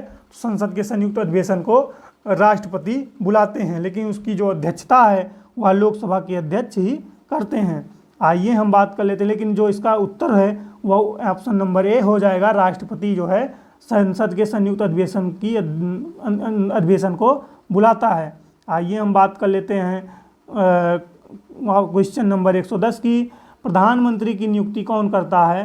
तो ऑप्शन की बात करेंगे लोकसभा अध्यक्ष, ऑप्शन बी की बात करेंगे तो राष्ट्रपति, ऑप्शन सी की बात करेंगे तो उपराष्ट्रपति और ऑप्शन डी की बात करेंगे तो बहुमत दल का नेता। तो जो इसका लेकिन सही उत्तर हो जाएगा वह हो जाएगा ऑप्शन नंबर बी, राष्ट्रपति जो है वह प्रधानमंत्री की नियुक्ति करता है। आइए हम बात कर लेते हैं क्वेश्चन नंबर 111 की, स्वतंत्र भारत के प्रथम प्रधानमंत्री कौन थे। तो स्वतंत्र भारत के प्रथम प्रधानमंत्री जो हैं वो पंडित जवाहरलाल नेहरू थे। कौन थे। पंडित जवाहरलाल नेहरू थे। आइए हम बात कर लेते हैं अभी क्वेश्चन नंबर 112 की, प्रधानमंत्री या कोई मंत्री जो संसद के किसी सदन का सदस्य नहीं है। प्रधानमंत्री या कोई मंत्री जो संसद के किसी सदन का सदस्य नहीं है उसे मंत्री पद पर बने रहने के लिए कितने दिनों के अंदर संसद का सदस्य बनना आवश्यक है। तो अगर हम इसके ऑप्शन की बात करेंगे 3 माह, ऑप्शन नंबर बी 6 माह, ऑप्शन नंबर सी 9 माह या ऑप्शन नंबर डी 1 वर्ष। तो जो इसका सही उत्तर हो जाएगा वह हो जाएगा ऑप्शन नंबर बी 6 माह। 6 माह के अंदर कोई भी जो मंत्री है अगर उसको अपने पद पर बनाए रहना है तो संसद के किसी भी सदन में जो है उसको 6 महीने के अंदर सदस्यता लेनी होगी। आइए हम बात कर लेते हैं क्वेश्चन नंबर 113 की। क्वेश्चन नंबर 113 क्या कहता है, मंत्रिपरिषद सामूहिक रूप से किसके प्रति उत्तरदायी होती है। मंत्रिपरिषद सामूहिक रूप से किसके प्रति उत्तरदायी होती है। तो जो इसका सही उत्तर हो जाएगा वह हो जाएगा लोकसभा के प्रति। किसके प्रति। लोकसभा के प्रति उत्तरदायी होती है। आइए हम बात कर लेते हैं क्वेश्चन नंबर 114 की। तो 114 जो है या थोड़ा मिसप्रिंट है तो इसकी हम बात बाद में करेंगे या छोड़ देते हैं इसको। हम बात कर लेते हैं क्वेश्चन नंबर 115 की, वित्त विधेयक सबसे पहले संसद के किस सदन में पेश किया जाता है। वित्त विधेयक सबसे पहले संसद के किस सदन में पेश किया जाता है। तो अगर हम इसके ऑप्शन की बात करेंगे तो ऑप्शन ए है लोकसभा, ऑप्शन बी है राज्यसभा और अगर हम इसके ऑप्शन सी और डी की बात करेंगे जो भी होगा, लेकिन जो इसका सही उत्तर हो जाएगा वह उत्तर हो जाएगा लोकसभा। वित्त विधेयक को सबसे पहले हम लोकसभा में ही प्रस्तुत करते हैं, हम इसको राज्यसभा में पहले प्रस्तुत नहीं कर सकते हैं। आइए हम बात कर लेते हैं क्वेश्चन नंबर 116 की। क्वेश्चन नंबर 116 क्या कहता है, निम्नलिखित में से किसे लोकसभा की कार्यवाहियों में भाग लेने का अधिकार तो है परंतु मत देने का अधिकार नहीं है। तो जो इसका सही उत्तर हो जाएगा वह हो जाएगा महान्यायवादी। महान्यायवादी जो होते हैं वो लोकसभा की कार्यवाहियों में तो भाग ले सकते हैं परंतु मत देने का अधिकार उनको नहीं होता है। आइए हम बात कर लेते हैं क्वेश्चन नंबर 117 की, सरकार के विरुद्ध अविश्वास प्रस्ताव संसद के किस सदन में लाया जाता है। सरकार के विरुद्ध अविश्वास प्रस्ताव संसद के किस सदन में लाया जाता है। तो अगर इसके हम सही उत्तर की बात करेंगे तो जो इसका सही उत्तर हो जाएगा ऑप्शन नंबर सी, किसी भी सदन में हम इसको ला सकते हैं। आइए हम बात कर लेते हैं क्वेश्चन नंबर 118 की, लोकसभा का विघटन कौन कर सकता है। लोकसभा का विघटन कौन कर सकता है। ऑप्शन नंबर ए की बात करेंगे राष्ट्रपति, ऑप्शन नंबर की बात करेंगे प्रधानमंत्री, ऑप्शन नंबर सी की बात करेंगे तो गृह मंत्री और अगर ऑप्शन नंबर डी की बात करेंगे तो लोकसभा अध्यक्ष। अगर हम इसके ऑप्शन सही कौन सा ऑप्शन सही है तो ऑप्शन नंबर ए सही है, यानी कि राष्ट्रपति। राष्ट्रपति जो होता है वह लोकसभा का विघटन कर सकता है। आइए हम बात कर लेते हैं, लेकिन कब करेगा, जब प्रधानमंत्री की सलाह से वह करता है। आइए हम बात कर लेते हैं क्वेश्चन नंबर 119 की लोकसभा का नेता कौन होता है? तो लोकसभा का नेता कौन होता है? तो वह प्रधानमंत्री होता है। क्वेश्चन नंबर 119 का बी ऑप्शन सही है। आइए हम बात कर लेते हैं क्वेश्चन नंबर 120 की। भारत के नियंत्रक एवं महालेखा परीक्षक की नियुक्ति कौन करता है? तो भारत के नियंत्रक एवं महालेखा परीक्षक की नियुक्ति राष्ट्रपति जी द्वारा की जाती है। किसके द्वारा की जाती है? तो ऑप्शन नंबर सी सही हो जाएगा। 120 का ऑप्शन नंबर सी सही हो जाएगा। कौन करता है? तो राष्ट्रपति करते हैं। आइए हम बात कर लेते हैं क्वेश्चन नंबर 121 की। राज्य की कार्यपालिका का प्रमुख कौन होता है? राज्य की कार्यपालिका का प्रमुख कौन होता है? अगर हम ऑप्शन की बात करेंगे, ऑप्शन नंबर ए राज्यपाल, ऑप्शन नंबर बी मुख्यमंत्री, ऑप्शन नंबर सी विधानसभा अध्यक्ष और ऑप्शन नंबर डी की अगर हम बात करेंगे तो राष्ट्रपति। इसका जो सही उत्तर हो जाएगा वह हो जाएगा राज्यपाल। राज्य की कार्यपालिका का प्रमुख कौन होता है? तो राज्य की कार्यपालिका का प्रमुख राज्यपाल होते हैं। आइए हम बात कर लेते हैं क्वेश्चन नंबर 122 की। क्वेश्चन नंबर 122, राज्यों में राज्यपाल की नियुक्ति कौन करता है? राज्यों में राज्यपाल की नियुक्ति कौन करता है? ऑप्शन की अगर हम बात करते हैं, ऑप्शन नंबर ए प्रधानमंत्री, ऑप्शन नंबर बी राष्ट्रपति, ऑप्शन नंबर सी गृह मंत्री और ऑप्शन नंबर डी भारत के मुख्य न्यायाधीश। तो राज्यपाल की नियुक्ति कौन करता है? तो भारत के राष्ट्रपति करते हैं। कौन करता है? राष्ट्रपति जी द्वारा राज्यपाल की नियुक्ति की जाती है और राज्यपाल जो होते हैं वो राष्ट्रपति के प्रसाद पर्यंत रहते हैं, यानी कि इनका कोई कार्यकाल फिक्स नहीं होता है। इनको राष्ट्रपति जब चाहे तब हटा सकता है। आइए हम बात कर लेते हैं क्वेश्चन नंबर 123 की। राज्यपाल पद पर बना रहता है कब तक बना रहता है? 5 वर्ष के लिए, संसद द्वारा निश्चित समय के लिए या राष्ट्रपति के प्रसाद पर्यंत। तो जो इसका सही उत्तर हो जाएगा वह राष्ट्रपति के प्रसाद पर्यंत, यानी कि ऑप्शन नंबर सी हो जाएगा। 123 का ऑप्शन नंबर सी जो है उत्तर हो जाएगा। आइए हम बात कर लेते हैं क्वेश्चन नंबर 124 यानी कि 124 की। राज्यपाल विधानसभा में आंग्ल भारतीय समुदाय के कितने सदस्यों को नियुक्त कर सकता है? राज्यपाल आंग्ल भारतीय समुदाय के कितने सदस्यों को विधानसभा में नियुक्त कर सकता है? तो इसका जो सही उत्तर हो जाएगा वह ऑप्शन नंबर डी हो जाएगा। कितने सदस्यों को? तो 1 सदस्यों को नियुक्त कर सकता है। हम बात कर लेते हैं क्वेश्चन नंबर 125 की। राज्य स्तर पर मंत्रिपरिषद के मंत्रियों की नियुक्ति कौन करता है? तो जो इसका सही उत्तर हो जाएगा, राज्य स्तर पर मंत्रिपरिषद के मंत्रियों की नियुक्ति कौन करता है? तो राज्यपाल इसका सही उत्तर हो जाएगा। आइए हम बात कर लेते हैं क्वेश्चन नंबर 126 की। मुख्यमंत्री की नियुक्ति किसके द्वारा की जाती है? तो इसका उत्तर भी जो है राज्यपाल हो जाएगा। ऑप्शन नंबर सी हो जाएगा। क्वेश्चन नंबर हम 127 की बात कर लेते हैं, अर्थात 127 की। संघ राज्य क्षेत्रों का प्रशासन कौन चलाता है? तो अगर ऑप्शन की बात करते हैं, उपराज्यपाल, राष्ट्रपति द्वारा नियुक्त प्रशासक या ऑप्शन नंबर सी मुख्यमंत्री या ऑप्शन नंबर डी उपरोक्त सभी। तो जो इसका सही उत्तर हो जाएगा वह हो जाएगा ऑप्शन नंबर बी, राष्ट्रपति द्वारा नियुक्त प्रशासक जो है वह संघ राज्य क्षेत्रों का प्रशासन चलाता है। आइए हम बात कर लेते हैं क्वेश्चन नंबर 128 की। राज्य का राज्यपाल किसके द्वारा या किसके प्रति उत्तरदायी होता है? राज्य का राज्यपाल किसके प्रति उत्तरदायी होता है? तो जो इसका सही उत्तर हो जाएगा वह हो जाएगा ऑप्शन नंबर डी, अर्थात राष्ट्रपति के प्रति उत्तरदायी होता है। जो राज्यपाल होता है वह राष्ट्रपति के ही प्रसाद पर्यंत अपना पद धारण करता है। आइए हम बात कर लेते हैं क्वेश्चन नंबर 129 की। किस राज्य में विधानसभा सदस्यों की संख्या सर्वाधिक है? अगर इसके ऑप्शन की बात करते हैं, option number A Uttar Pradesh, option B Bihar, option C Andhra Pradesh और ऑप्शन डी तमिलनाडु। तो जो इसका सही उत्तर हो जाएगा वो हो जाएगा ऑप्शन नंबर ए उत्तर प्रदेश। उत्तर प्रदेश जो है इसमें विधानसभा सदस्यों की संख्या सबसे ज़्यादा है। आइए हम बात कर लेते हैं क्वेश्चन नंबर 130 की। विधानसभा एवं विधान परिषद के वर्ष में कम से कम कितने अधिवेशन होने अनिवार्य हैं? विधानसभा और विधान परिषद के वर्ष में कम से कम 2 अधिवेशन होना अनिवार्य है। 2 से कम अधिवेशन नहीं हो सकता है। आइए हम बात कर लेते हैं क्वेश्चन नंबर 131 की। विधान परिषद के बारे में निम्न में से कौन सा कथन असत्य है।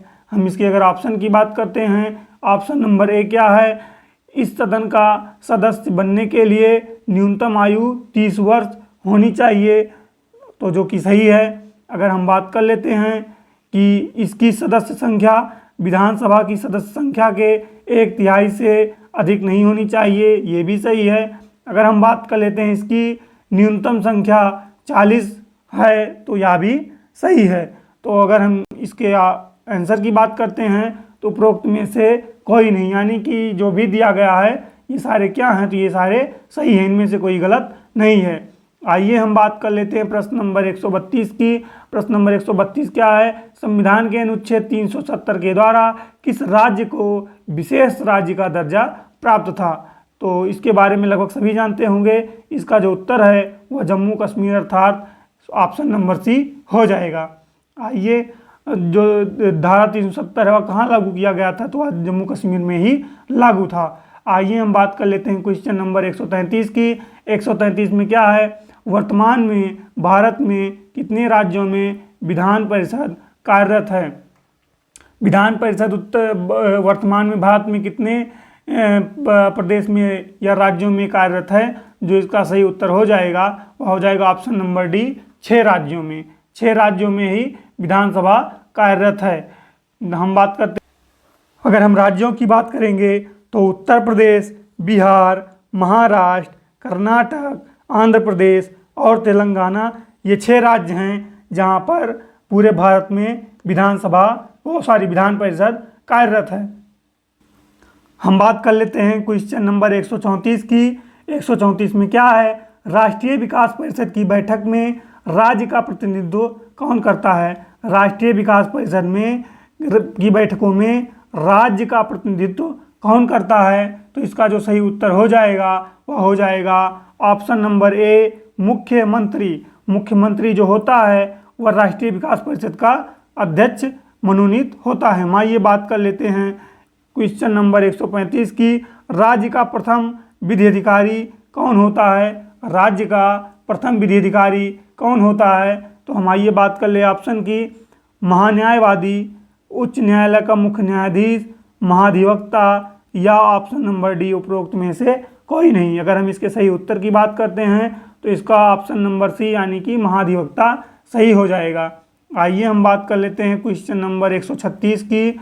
भारत के सर्वोच्च न्यायालय में न्यायाधीशों की कुल संख्या कितनी है। भारत के सर्वोच्च न्यायालय में यानी कि उच्चतम न्यायालय में न्यायाधीशों की संख्या कितनी है कुल, तो जो इसका ऑप्शन नंबर, हम ऑप्शन की अगर बात करते हैं, option A 24, option B 25, option C 31 या ऑप्शन डी 27, तो जो इसका सही उत्तर हो जाएगा वह ऑप्शन नंबर सी 31 सही हो जाएगा। आइए हम बात कर लेते हैं क्वेश्चन नंबर 137 की। सर्वोच्च न्यायालय के मुख्य न्यायाधीश की नियुक्ति कौन करता है। सर्वोच्च न्यायालय के मुख्य न्यायाधीश की नियुक्ति कौन करता है। अगर हम इसके ऑप्शन की बात करते हैं, ऑप्शन नंबर ए राष्ट्रपति, ऑप्शन नंबर बी प्रधानमंत्री, ऑप्शन नंबर सी मंत्रिपरिषद और ऑप्शन नंबर डी संसद, तो जो इसका सही उत्तर हो जाएगा वह ऑप्शन नंबर ए राष्ट्रपति हो जाएगा। और हम आपको बता दें, प्रधानमंत्री, संसद और मंत्रिपरिषद ये किसी भी सदस्य को नियुक्त नहीं करते हैं। आइए हम बात कर लेते हैं क्वेश्चन नंबर 138 की। भारत के सर्वोच्च न्यायालय का न्यायाधीश कितनी आयु तक अपने पद पर बना रह सकता है। किसकी बात कर रहा है, सर्वोच्च न्यायालय का।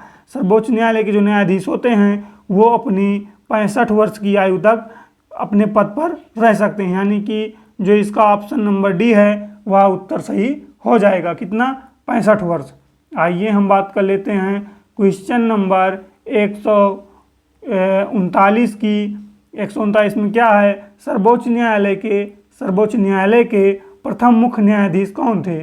सर्वोच्च न्यायालय के प्रथम मुख्य न्यायाधीश कौन थे, तो अगर हम ऑप्शन की बात करते हैं, H J. Saraswat, option number B H J. Kania, option number C S S. Sikri या option number D Y V. Chandrachud, तो इसका जो सही उत्तर हो जाएगा वो option number B H J. Kania इसका उत्तर सही हो जाएगा। यानी कि जो ये कानिया जी थे, कानिया जी वो सर्वोच्च न्यायालय के प्रथम मुख्य न्यायाधीश थे। कौन थे? एच.जे. कानिया। आइए हम बात कर लेते हैं क्वेश्चन नंबर 140 की। संविधान की व्याख्या करने का अंतिम अधिकार किसे प्राप्त है? संविधान की व्याख्या करने का अंतिम अधिकार किसे प्राप्त है? अगर हम ऑप्शन की बात करते हैं, ऑप्शन नंबर ए लोकसभा अध्यक्ष, ऑप्शन नंबर बी राष्ट्रपति, ऑप्शन नंबर सी सर्वोच्च न्यायालय या ऑप्शन नंबर डी महान्यायवादी। अगर हम इसके उत्तर की बात करता हूं कि इसका कौन सा उत्तर सही हो जाएगा, तो वह ऑप्शन नंबर सी हो जाएगा सही। यानी कि ऑप्शन नंबर सी क्या हो जाएगा? सर्वोच्च न्यायालय, यही उसका उत्तर सही हो जाएगा। जो सर्वोच्च न्यायालय होता है वह संविधान की व्याख्या करने का इसके पास अंतिम अधिकार है। इसके बाद आप कहीं भी नहीं जा सकते। हम आइए बात कर लेते हैं सर्वोच्च क्वेश्चन नंबर 141 की। सर्वोच्च न्यायालय की पहली महिला न्यायाधीश थी। सर्वोच्च न्यायालय की पहली महिला न्यायाधीश कौन थी? तो अगर हम ऑप्शन की बात करते हैं, option number 1 A Leila Seth, option number B M Fatima Bibi, option number C Sunanda Bhandare, option number D Indira Jaising. तो इसके अगर हम सही उत्तर की बात करेंगे तो इसका सही उत्तर जो है एम फातिमा बीबी हो जाएगा। एम फातिमा बीबी जो हैं वो सर्वोच्च न्यायालय की पहली महिला न्यायाधीश थी। पहली महिला न्यायाधीश सर्वोच्च न्यायालय की कौन थी? तो एम फातिमा बीबी थी। आइए हम बात कर लेते हैं क्वेश्चन नंबर 142 की। निम्न में से भारत के किस मुख्य न्यायाधीश ने राष्ट्रपति के रूप में काम किया है? यानी कि किस मुख्य न्यायाधीश ने राष्ट्रपति के रूप में कार्य किया है? तो अगर इसके हम ऑप्शन की बात करते हैं, option number A justice M Hidayatullah, option number B justice P N. Bhagwati, option number C अगर हम बात करते हैं जस्टिस बी.के. मुखर्जी, अगर ऑप्शन डी की हम बात करेंगे तो जस्टिस एम.सी. महाजन। अगर हम इसके उत्तर की बात करते हैं तो option number A justice M Hidayatullah इसका सही उत्तर हो जाएगा। जस्टिस एम हिदायतुल्ला जो हैं ये मुख्य न्यायाधीश रहते हुए राष्ट्रपति के रूप में कार्य किए हैं। आइए हम बात कर लेते हैं क्वेश्चन नंबर 143 की। भारत में सर्वोच्च न्यायालय की स्थापना हुई थी। भारत में सर्वोच्च न्यायालय की स्थापना हुई थी। अगर हम इसके ऑप्शन की बात करेंगे, ऑप्शन नंबर ए 1950 के संसद के एक अधिवेशन द्वारा, ऑप्शन नंबर बी भारतीय स्वतंत्रता अधिनियम 1947 के द्वारा, या भारतीय संविधान के द्वारा, या भारत सरकार अधिनियम 1935 के द्वारा। अगर हम इसके उत्तर की बात करते हैं तो ऑप्शन नंबर डी जो कि भारत सरकार अधिनियम 1935 है वह सही हो जाएगा। भारत सरकार अधिनियम 1935 के द्वारा भारत में सर्वोच्च न्यायालय की स्थापना हुई थी। आइए हम बात कर लेते हैं क्वेश्चन नंबर 144 की। सर्वोच्च न्यायालय के न्यायाधीशों की संख्या में वृद्धि करने की शक्ति किसके पास में है? सर्वोच्च न्यायालय के न्यायाधीशों की संख्या में वृद्धि करने की शक्ति किसके पास में है? तो अगर हम ऑप्शन की बात करेंगे, ऑप्शन ए राष्ट्रपति, ऑप्शन बी संसद, ऑप्शन सी प्रधानमंत्री, या ऑप्शन डी विधि मंत्रालय। तो इसका जो सही उत्तर हो जाएगा वह ऑप्शन नंबर डी बी यानी कि संसद हो जाएगा। कौन? संसद। संसद के पास में जो है सर्वोच्च न्यायालय के न्यायाधीशों की संख्या में वृद्धि करने का अधिकार होता है। आइए हम बात कर लेते हैं क्वेश्चन नंबर 145 की। भारत में न्यायपालिका है। भारत में न्यायपालिका है, इसको हम पहले भी बात कर चुके हैं कि भारत की जो न्यायपालिका है वह क्या होती है? वह स्वतंत्र होती है। यानी कि ऑप्शन नंबर ए इसका उत्तर हो जाएगा। आइए हम बात कर लेते हैं 146 प्रश्न नंबर की। भारत में कुल कितने उच्च न्यायालय हैं? भारत में कुल कितने उच्च न्यायालय हैं? अगर हम इसके ऑप्शन की बात करते हैं, option number A 15, option number B 18, option number C 25, या ऑप्शन नंबर डी 28। तो अगर इसके हम सही उत्तर की बात करेंगे तो इसका जो सही उत्तर हो जाएगा वह ऑप्शन नंबर सी 25 हो जाएगा। 25 जो है ये उच्च न्यायालयों की संख्या भारत में है। आइए हम बात कर लेते हैं क्वेश्चन नंबर 147 की। उच्च न्यायालय के मुख्य न्यायाधीश की नियुक्ति कौन करता है? उच्च न्यायालय के मुख्य न्यायाधीश की नियुक्ति कौन करता है? ऑप्शन की बात करेंगे तो राज्यपाल, ऑप्शन बी की बात करेंगे तो राष्ट्रपति, ऑप्शन सी की बात करेंगे अगर प्रधानमंत्री, अगर ऑप्शन डी की हम बात करेंगे सर्वोच्च न्यायालय का मुख्य न्यायाधीश। तो जो इसका सही उत्तर हो जाएगा वह इसका सही उत्तर हो जाएगा राष्ट्रपति। कौन? राष्ट्रपति, यानी कि ऑप्शन बी। ऑप्शन बी जो है यह सही हो जाएगा। राष्ट्रपति जो होता है वह उच्च न्यायालय के मुख्य न्यायाधीश की नियुक्ति करता है। आइए हम बात कर लेते हैं क्वेश्चन नंबर 148 की।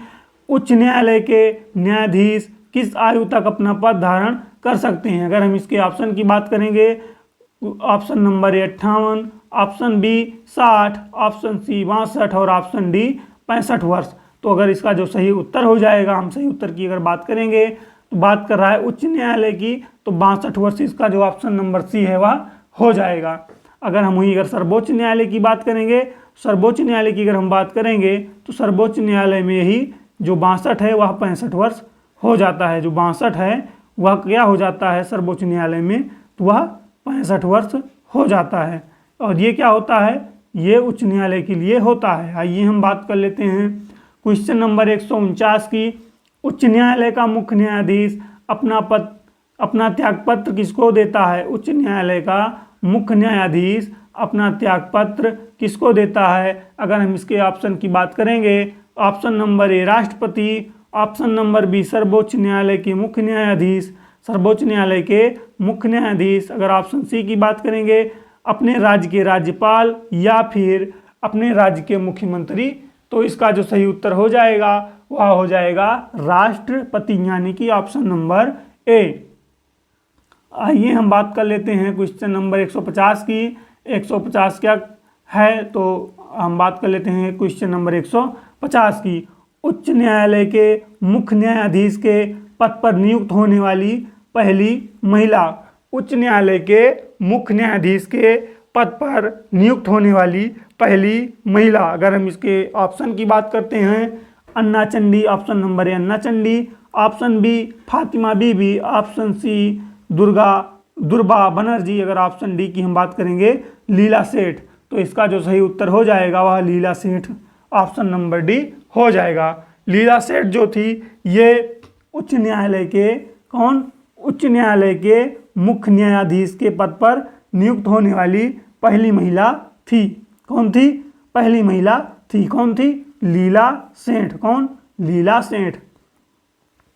आइए हम बात कर लेते हैं क्वेश्चन नंबर 151 की। निम्न में से किस उच्च न्यायालय की अधिकारिता सर्वाधिक क्षेत्रों पर है? निम्न में से किस उच्च न्यायालय की अधिकारिता सर्वाधिक क्षेत्रों पर है? अगर हम इसके ऑप्शन की बात करेंगे, Guwahati, option number A Guwahati, option number B Kolkata, option number C Patna, option number D Chennai. तो इसके अनुसार जो है वह ऑप्शन नंबर ए गुवाहाटी सही हो जाएगा। आइए हम बात कर लेते हैं क्वेश्चन नंबर 152 की। भारत के संविधान के अंतर्गत कितने प्रकार की आपातकालीन व्यवस्था दी गई है? अगर हम इसके ऑप्शन की बात करते हैं, option A 1, option B 2, option C 3, option D में से कोई नहीं। तो इसका जो सही उत्तर हो जाएगा वह ऑप्शन नंबर सी यानी कि 3 हो जाएगा। कौन कौन से हैं? तो 352, 356, 356 और 360 यही जो है आपातकालीन के लिए दी गई हैं। 4 का सभी में अंतर होता है। हम बात कर लेते हैं क्वेश्चन नंबर 153 की।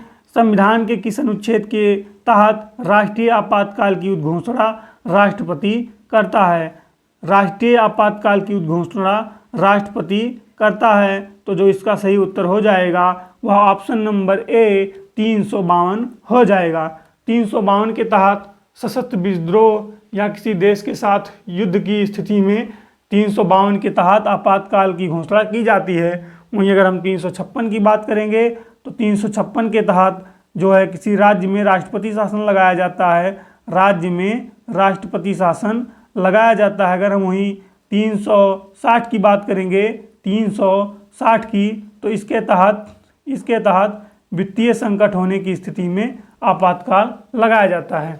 आइए हम बात कर लेते हैं क्वेश्चन नंबर 154 की। युद्ध या बाह्य आक्रमण के कारण की गई आपातकाल की घोषणा संसद द्वारा अनुमोदन होना चाहिए। अगर हम इसके ऑप्शन की बात करेंगे, ऑप्शन नंबर ए 1 महीने में, ऑप्शन नंबर बी 2 महीने में, ऑप्शन सी 3 महीने में, ऑप्शन डी कभी भी, तो इसका जो सही उत्तर हो जाएगा वह ऑप्शन ए 1 महीने में हो जाएगा। युद्ध या वायु आक्रमण के कारण की गई आपातकाल की उद्घोषणा या घोषणा संसद द्वारा 1 महीने के अंदर अनुमोदन होना चाहिए। हम बात करते हैं क्वेश्चन नंबर 155 की। राष्ट्रीय आपातकाल की घोषणा देश में अभी तक कितनी बार की गई है? राष्ट्रीय आपात की घोषणा अभी तक देश में कितनी बार की गई है? तो इसका जो सही उत्तर हो जाएगा वह ऑप्शन सी यानी कि 3 बार हो जाएगा।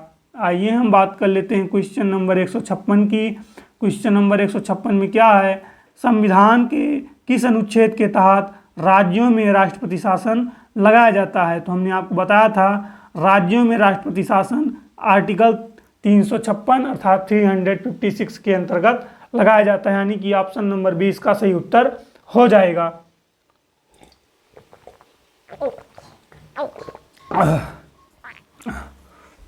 थोड़ा पानी पीने लग गए थे। हम आइए बात कर लेते हैं क्वेश्चन नंबर 157 की कि 157 में क्या है? किसकी सिफारिश पर राज्यों में राष्ट्रपति शासन लगाया जाता है? किसकी सिफारिश पर राज्यों में राष्ट्रपति शासन लगाया जाता है? अगर हम इसकी बात करेंगे ऑप्शन की, ऑप्शन नंबर ए मुख्यमंत्री, ऑप्शन बी संसद, ऑप्शन सी प्रधानमंत्री, ऑप्शन डी संबंधित राज्य का राज्यपाल, तो इसका जो सही उत्तर हो जाएगा वह ऑप्शन डी संबंधित राज्य का राज्यपाल हो जाएगा। जिस भी राज्य में राष्ट्रपति शासन लगाना है, जब वहाँ का राज्यपाल वहाँ की रिपोर्ट राष्ट्रपति को देता है तो उसके अनुसार वहाँ पर राष्ट्रपति शासन लगाया जाता है। हम बात कर लेते हैं क्वेश्चन नंबर 158 की। किसी राज्य में राष्ट्रपति शासन की प्रारंभिक अवधि कितनी होती है? किसी राज्य में राष्ट्रपति शासन की प्रारंभिक अवधि कितनी होती है? अगर हम इसके ऑप्शन की बात करेंगे, ऑप्शन ए 1 वर्ष, ऑप्शन बी 3 माह, ऑप्शन सी 6 माह, ऑप्शन डी 2 वर्ष, तो इसका जो सही उत्तर हो जाएगा वह हो जाएगा 6 माह, यानी कि ऑप्शन सी 6 माह। राष्ट्रपति शासन की प्रारंभिक अवधि क्या होती है? तो 6 माह होती है। इसको 6 माह बढ़ाया जाता है। ये हम बात कर लेते हैं क्वेश्चन नंबर 159 की। भारत में सर्वप्रथम राष्ट्रपति शासन कहाँ लगाया गया था? अगर हम ऑप्शन की बात करेंगे, option A Bihar, option B Punjab, option C Jammu Kashmir या ऑप्शन डी महाराष्ट्र, तो इसका जो सही उत्तर हो जाएगा वह हो जाएगा ऑप्शन बी पंजाब। पंजाब में दोस्तों जो है सबसे पहले भारत में राष्ट्रपति शासन लगाया गया था। हम अगर बात कर लेते हैं क्वेश्चन नंबर 160 की। अभी तक देश में कितनी बार वित्तीय आपात की घोषणा की गई है? अभी तक देश में कितनी बार वित्तीय आपात की घोषणा की गई है? तो अगर हम इसके सही उत्तर की बात करेंगे तो एक भी बार नहीं, यानी कि ऑप्शन नंबर डी सही हो जाएगा। हम बात कर लेते हैं क्वेश्चन नंबर 161 की। किस संवैधानिक संशोधन के द्वारा संविधान में समाजवादी, धर्मनिरपेक्षता तथा राष्ट्र की एकता एवं अखंडता जैसे शब्द जोड़े गए थे? तो जो इसका सही उत्तर हो जाएगा, हम पहले बात कर लेते हैं ऑप्शन की। ऑप्शन ए 42वां, ऑप्शन बी 44वां, ऑप्शन सी 52वां या ऑप्शन डी 61वां।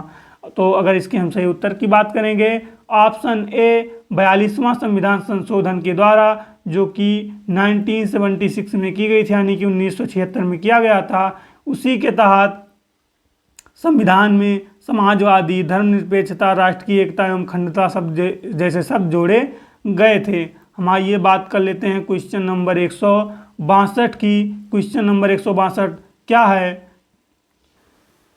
किस संवैधानिक संशोधन द्वारा मताधिकार की आयु 21 वर्ष से घटाकर 18 वर्ष कर दी गई? अगर हम इसके ऑप्शन की बात करेंगे, 72वें, तो ऑप्शन बी 73वें, ऑप्शन सी 61वें, ऑप्शन डी 62वें, तो इसका जो सही उत्तर हो जाएगा वह हो जाएगा ऑप्शन नंबर सी 61वें संविधान संशोधन के द्वारा जो है ये जो आयु है 21 वर्ष से घटाकर 18 वर्ष कर दी गई थी। 61वां संविधान संशोधन जो था यह 1989 यानी कि 1989 में किया गया था। आइए हम बात कर लेते हैं क्वेश्चन नंबर 163 की। भारतीय संविधान के 73वें संशोधन का संबंध किससे है? भारतीय संविधान के 73वें संशोधन का संबंध किससे है? ऑप्शन की बात करेंगे। ऑप्शन ए नगर पालिका, ऑप्शन बी पंचायती राज, ऑप्शन सी केंद्र राज्य संबंध से, या ऑप्शन डी काम के अधिकार से। अगर हम इसके सही उत्तर की बात करते हैं, ऑप्शन नंबर बी पंचायती राज सही हो जाएगा। पंचायती राज के लिए ही 73वां संविधान संशोधन जो कि 1992 में किया गया था और इसको लागू जो है 1993 में किया गया था। आइए हम बात कर लेते हैं क्वेश्चन नंबर 164 की। भारतीय संविधान में किस अनुच्छेद के आधार पर संशोधन किया जाता है? ऑप्शन की बात करेंगे। Option A 365, option B 366, option C 367 या ऑप्शन डी 368। तो जो इसका सही उत्तर हो जाएगा वह हो जाएगा ऑप्शन नंबर डी 368। अनुच्छेद 368 के तहत भारतीय संविधान में जो है संशोधन किया जाता है। आइए हम बात कर लेते हैं क्वेश्चन नंबर 165 की। भारत संविधान के किस संशोधन अधिनियम के द्वारा मैथिली, डोगरी, बोडो तथा संथाली को 8वीं अनुसूची में शामिल किया गया था? तो अगर हम इसके सही उत्तर की बात करेंगे तो इसका सही उत्तर जो है वह हो जाएगा 92वां संविधान संशोधन के द्वारा जो है इन भाषाओं को जोड़ा गया था। हम बात करते हैं क्वेश्चन नंबर 166 की। संविधान के किस संशोधन अधिनियम के द्वारा 6 से 14 वर्ष के सभी बच्चों के लिए शिक्षा के अधिकार को मूल अधिकार बनाया गया है? शिक्षा के अधिकार को मूल अधिकार बनाया गया है। इसका जो अगर हम ऑप्शन की बात करेंगे, ऑप्शन ए 84वां, ऑप्शन बी 86वां, ऑप्शन सी 88वां, ऑप्शन डी 91वां। तो इसका जो सही उत्तर हो जाएगा वह ऑप्शन बी 86वां संविधान संशोधन के द्वारा जो है 6 से 14 वर्ष के सभी बच्चों के लिए शिक्षा अनिवार्य की गई है और उसको मूल अधिकार बनाया गया है। आइए हम बात कर लेते हैं क्वेश्चन नंबर 167 की। 167 क्वेश्चन नंबर के तहत क्या है? भारत में किस प्रकार की दलीय व्यवस्था है? ऑप्शन ए एक दलीय, ऑप्शन बी बहुदलीय, ऑप्शन सी द्विदलीय और ऑप्शन डी इनमें से कोई नहीं। तो इसका जो सही उत्तर हो जाएगा वह हो जाएगा बहुदलीय व्यवस्था। भारत के संविधान में भारत में जो दलीय की व्यवस्था है, कौन सी बहुदलीय है, कौन सी दलीय की किस दलीय की व्यवस्था है? तो बहुदलीय की व्यवस्था की गई है, यानी कि यहाँ पे बहुत से दल पाए जाते हैं, विद्यमान है। क्वेश्चन नंबर 168 की बात करेंगे। संघ शासित क्षेत्रों, केंद्र शासित प्रदेशों के लिए प्रशासकों की नियुक्ति कौन करता है? तो अगर हम इसके ऑप्शन की बात करते हैं, ऑप्शन ए राष्ट्रपति, ऑप्शन बी उपराष्ट्रपति, ऑप्शन सी गृह मंत्री या ऑप्शन डी प्रधानमंत्री। तो अगर इसके हम उत्तर की बात करेंगे, ऑप्शन ए राष्ट्रपति इसका सही उत्तर हो जाएगा। हम आइए बात कर लेते हैं क्वेश्चन नंबर 169 की। 169 में क्या है? तो संविधान की 8वीं अनुसूची में सम्मिलित भाषाओं की संख्या कितनी है? तो अगर हम इसके ऑप्शन की बात करेंगे, option A 14, option B 15, option C 18 या ऑप्शन डी 22। तो जो इसका सही उत्तर हो जाएगा वो ऑप्शन डी 22 हो जाएगा। भारत की 8वीं अनुसूची में जो कि भाषाओं से संबंधित है उसमें कितनी भाषाओं का उल्लेख है? तो 22 भाषाओं का उल्लेख किया गया है। हम बात करते हैं क्वेश्चन नंबर 170 की। सरकारी आयोग का संबंध किससे है? आयोग संबंधित है। तो अगर हम इसके ऑप्शन की बात करेंगे, नदी जल विवाद से, ऑप्शन बी अंतर्राज्यीय संबंधों से, ऑप्शन सी केंद्र राज्य संबंध से, ऑप्शन डी उपरोक्त तीनों से। तो इसका जो सही उत्तर हो जाएगा वह हो जाएगा केंद्र राज्य संबंध से सरकारी आयोग का संबंध है। आइए हम बात कर लेते हैं क्वेश्चन नंबर 171 की। भारतीय संविधान में अवशिष्ट अधिकार हैं। तो अगर इसकी हम बात करते हैं ऑप्शन की, राज्यों के पास, केंद्र के पास, या फिर न्यायपालिका के पास, ऑप्शन नंबर सी न्यायपालिका के पास, या ऑप्शन डी केंद्र एवं राज्य दोनों के पास। तो इसका जो सही उत्तर हो जाएगा वह हो जाएगा केंद्र के पास अवशिष्ट अधिकार हैं। आइए हम बात कर लेते हैं क्वेश्चन नंबर 172 की। निर्वाचन आयोग का प्रमुख कौन होता है? तो इसका जो ऑप्शन सी हो जाएगा मुख्य निर्वाचन आयुक्त, इसका उत्तर सही हो जाएगा।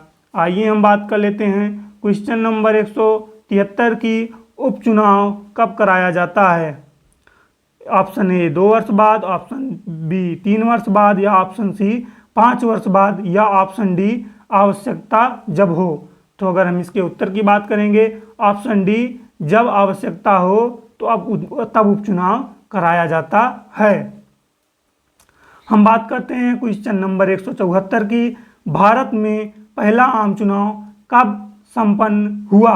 तो अगर हम इसके ऑप्शन की बात करेंगे, ऑप्शन ए 1947 ईस्वी में, ऑप्शन बी 1950 ईस्वी में, ऑप्शन सी 1952 ईस्वी में, या ऑप्शन डी 1953 ईस्वी में। तो अगर हम इसके उत्तर की बात करेंगे, ऑप्शन सी 1952 ईस्वी में प्रथम आम चुनाव हुआ था। आइए हम बात कर लेते हैं क्वेश्चन नंबर 175 की। भारत के राजनीतिक दलों को राष्ट्रीय या क्षेत्रीय दलों का दर्जा कौन प्रदान करता है? भारत के राजनीतिक दलों को राष्ट्रीय या क्षेत्रीय दलों का दर्जा कौन प्रदान करता है? अगर हम इसके ऑप्शन की बात करेंगे, प्रधानमंत्री, ऑप्शन नंबर ए प्रधानमंत्री, ऑप्शन बी चुनाव आयोग, ऑप्शन सी संसद, या ऑप्शन डी राष्ट्रपति। तो इसका जो सही उत्तर हो जाएगा वह हो जाएगा ऑप्शन बी चुनाव आयोग। चुनाव आयोग ही जो है भारत के राजनीतिक दलों को राष्ट्रीय या क्षेत्रीय दलों के दर्जा जो है प्राप्त करता है। हम बात कर लेते हैं क्वेश्चन नंबर 176 की। राज्य लोक सेवा आयोग के सदस्यों की नियुक्ति कौन करता है? अगर हम इसके ऑप्शन की बात करेंगे, ऑप्शन ए राज्यपाल, ऑप्शन बी मुख्यमंत्री, ऑप्शन सी राष्ट्रपति, या ऑप्शन डी संघ लोक सेवा आयोग का अध्यक्ष। तो इसका जो उत्तर हो जाएगा सही वह हो जाएगा ऑप्शन ए राज्यपाल जो हैं वह राज्य लोक सेवा आयोग के सदस्यों की नियुक्ति करते हैं। आइए हम बात कर लेते हैं क्वेश्चन नंबर 177 की। पहले वित्त आयोग के अध्यक्ष कौन थे? पहले वित्त आयोग के अध्यक्ष कौन थे? ऑप्शन की बात करेंगे, option A Sukumar Sen, option B K Santhanam, option C के सी नियोगी, या ऑप्शन डी YV चौहान। तो अगर इसके हम सही उत्तर की बात करेंगे, ऑप्शन नंबर सी के सी नियोगी जो है यह सही हो जाएगा। के सी नियोगी जो है ये पहले वित्त आयोग के अध्यक्ष थे। आइए हम बात कर लेते हैं क्वेश्चन नंबर 178 की। क्वेश्चन नंबर 178 में क्या है? बलवंत राय मेहता समिति का गठन किया गया था। बलवंत राय मेहता समिति का गठन किया गया था। ऑप्शन की बात करते हैं, ऑप्शन ए केंद्र राज्य संबंधों के लिए, ऑप्शन बी नदी जल बंटवारे के लिए, ऑप्शन सी पंचायती राज के लिए, या ऑप्शन डी आरक्षण के लिए। तो इसका जो सही उत्तर हो जाएगा वह हो जाएगा ऑप्शन सी पंचायती राज के लिए बलवंत राय मेहता समिति का गठन किया गया था। हम बात कर लेते हैं क्वेश्चन नंबर 169 की। भारत में सर्वप्रथम 2 अक्टूबर 1959 को पंचायती राज व्यवस्था का शुभारंभ कहाँ से किया गया? अगर हम इसके ऑप्शन की बात करेंगे, option A Rajahmundry Andhra Pradesh, option B Sitamarhi Bihar, option D C Faizabad Uttar Pradesh, या ऑप्शन डी नागौर राजस्थान। अगर हम इसके सही उत्तर की बात करेंगे तो इसका जो option number D Nagaur Rajasthan है यह सही उत्तर इसका हो जाएगा। यानी कि पंचायती राज का जो है पंचायती राज व्यवस्था का शुभारंभ सबसे पहले 2 अक्टूबर 1959 को कहाँ किया गया था? तो नागौर राजस्थान में किया गया था। आइए हम बात कर लेते हैं क्वेश्चन नंबर 180 की। निम्नलिखित में से कौन पंचायती राज संस्था नहीं है? अगर हम ऑप्शन की बात करेंगे, जिला परिषद, ऑप्शन बी परिषद, ऑप्शन सी पंचायत परिषद, या ऑप्शन डी ग्राम सभा। तो इसका जो सही उत्तर हो जाएगा वह ऑप्शन बी परिषद हो जाएगा। परिषद नाम से कोई भी पंचायती राज में संस्थान नहीं है। पंचायती राज में तीन उसमें बांटा गया है। कौन कौन सा है? जिला परिषद है, पंचायत समिति है और ग्राम पंचायत है। आइए हम बात कर लेते हैं क्वेश्चन नंबर 181 की। संसद द्वारा देश में सूचना पाने का अधिकार संबंधी विधेयक कब पारित किया गया है? संसद द्वारा देश में सूचना पाने का अधिकार संबंधी विधेयक कब पारित किया गया है? अगर हम इसके ऑप्शन की बात करेंगे, ऑप्शन ए जून 2002 में, ऑप्शन बी अप्रैल 2003 में, ऑप्शन डी जून 2005 में या ऑप्शन डी जुलाई 2006 में। तो इसका जो सही उत्तर हो जाएगा वह हो जाएगा जून 2005 में सूचना पाने का अधिकार संबंधी विधेयक पारित किया गया था। इसी के साथ इस भारतीय राज्य व्यवस्था यानी कि पॉलिटी की क्लास समाप्त होती है। हम आशा करते हैं कि आपको ये वीडियो अच्छा लगा होगा और इसी एक ही वीडियो से आपके परीक्षा में प्रश्न जरूर आएंगे, क्योंकि ये बहुत ही महत्वपूर्ण प्रश्नों का मैंने संग्रह किया।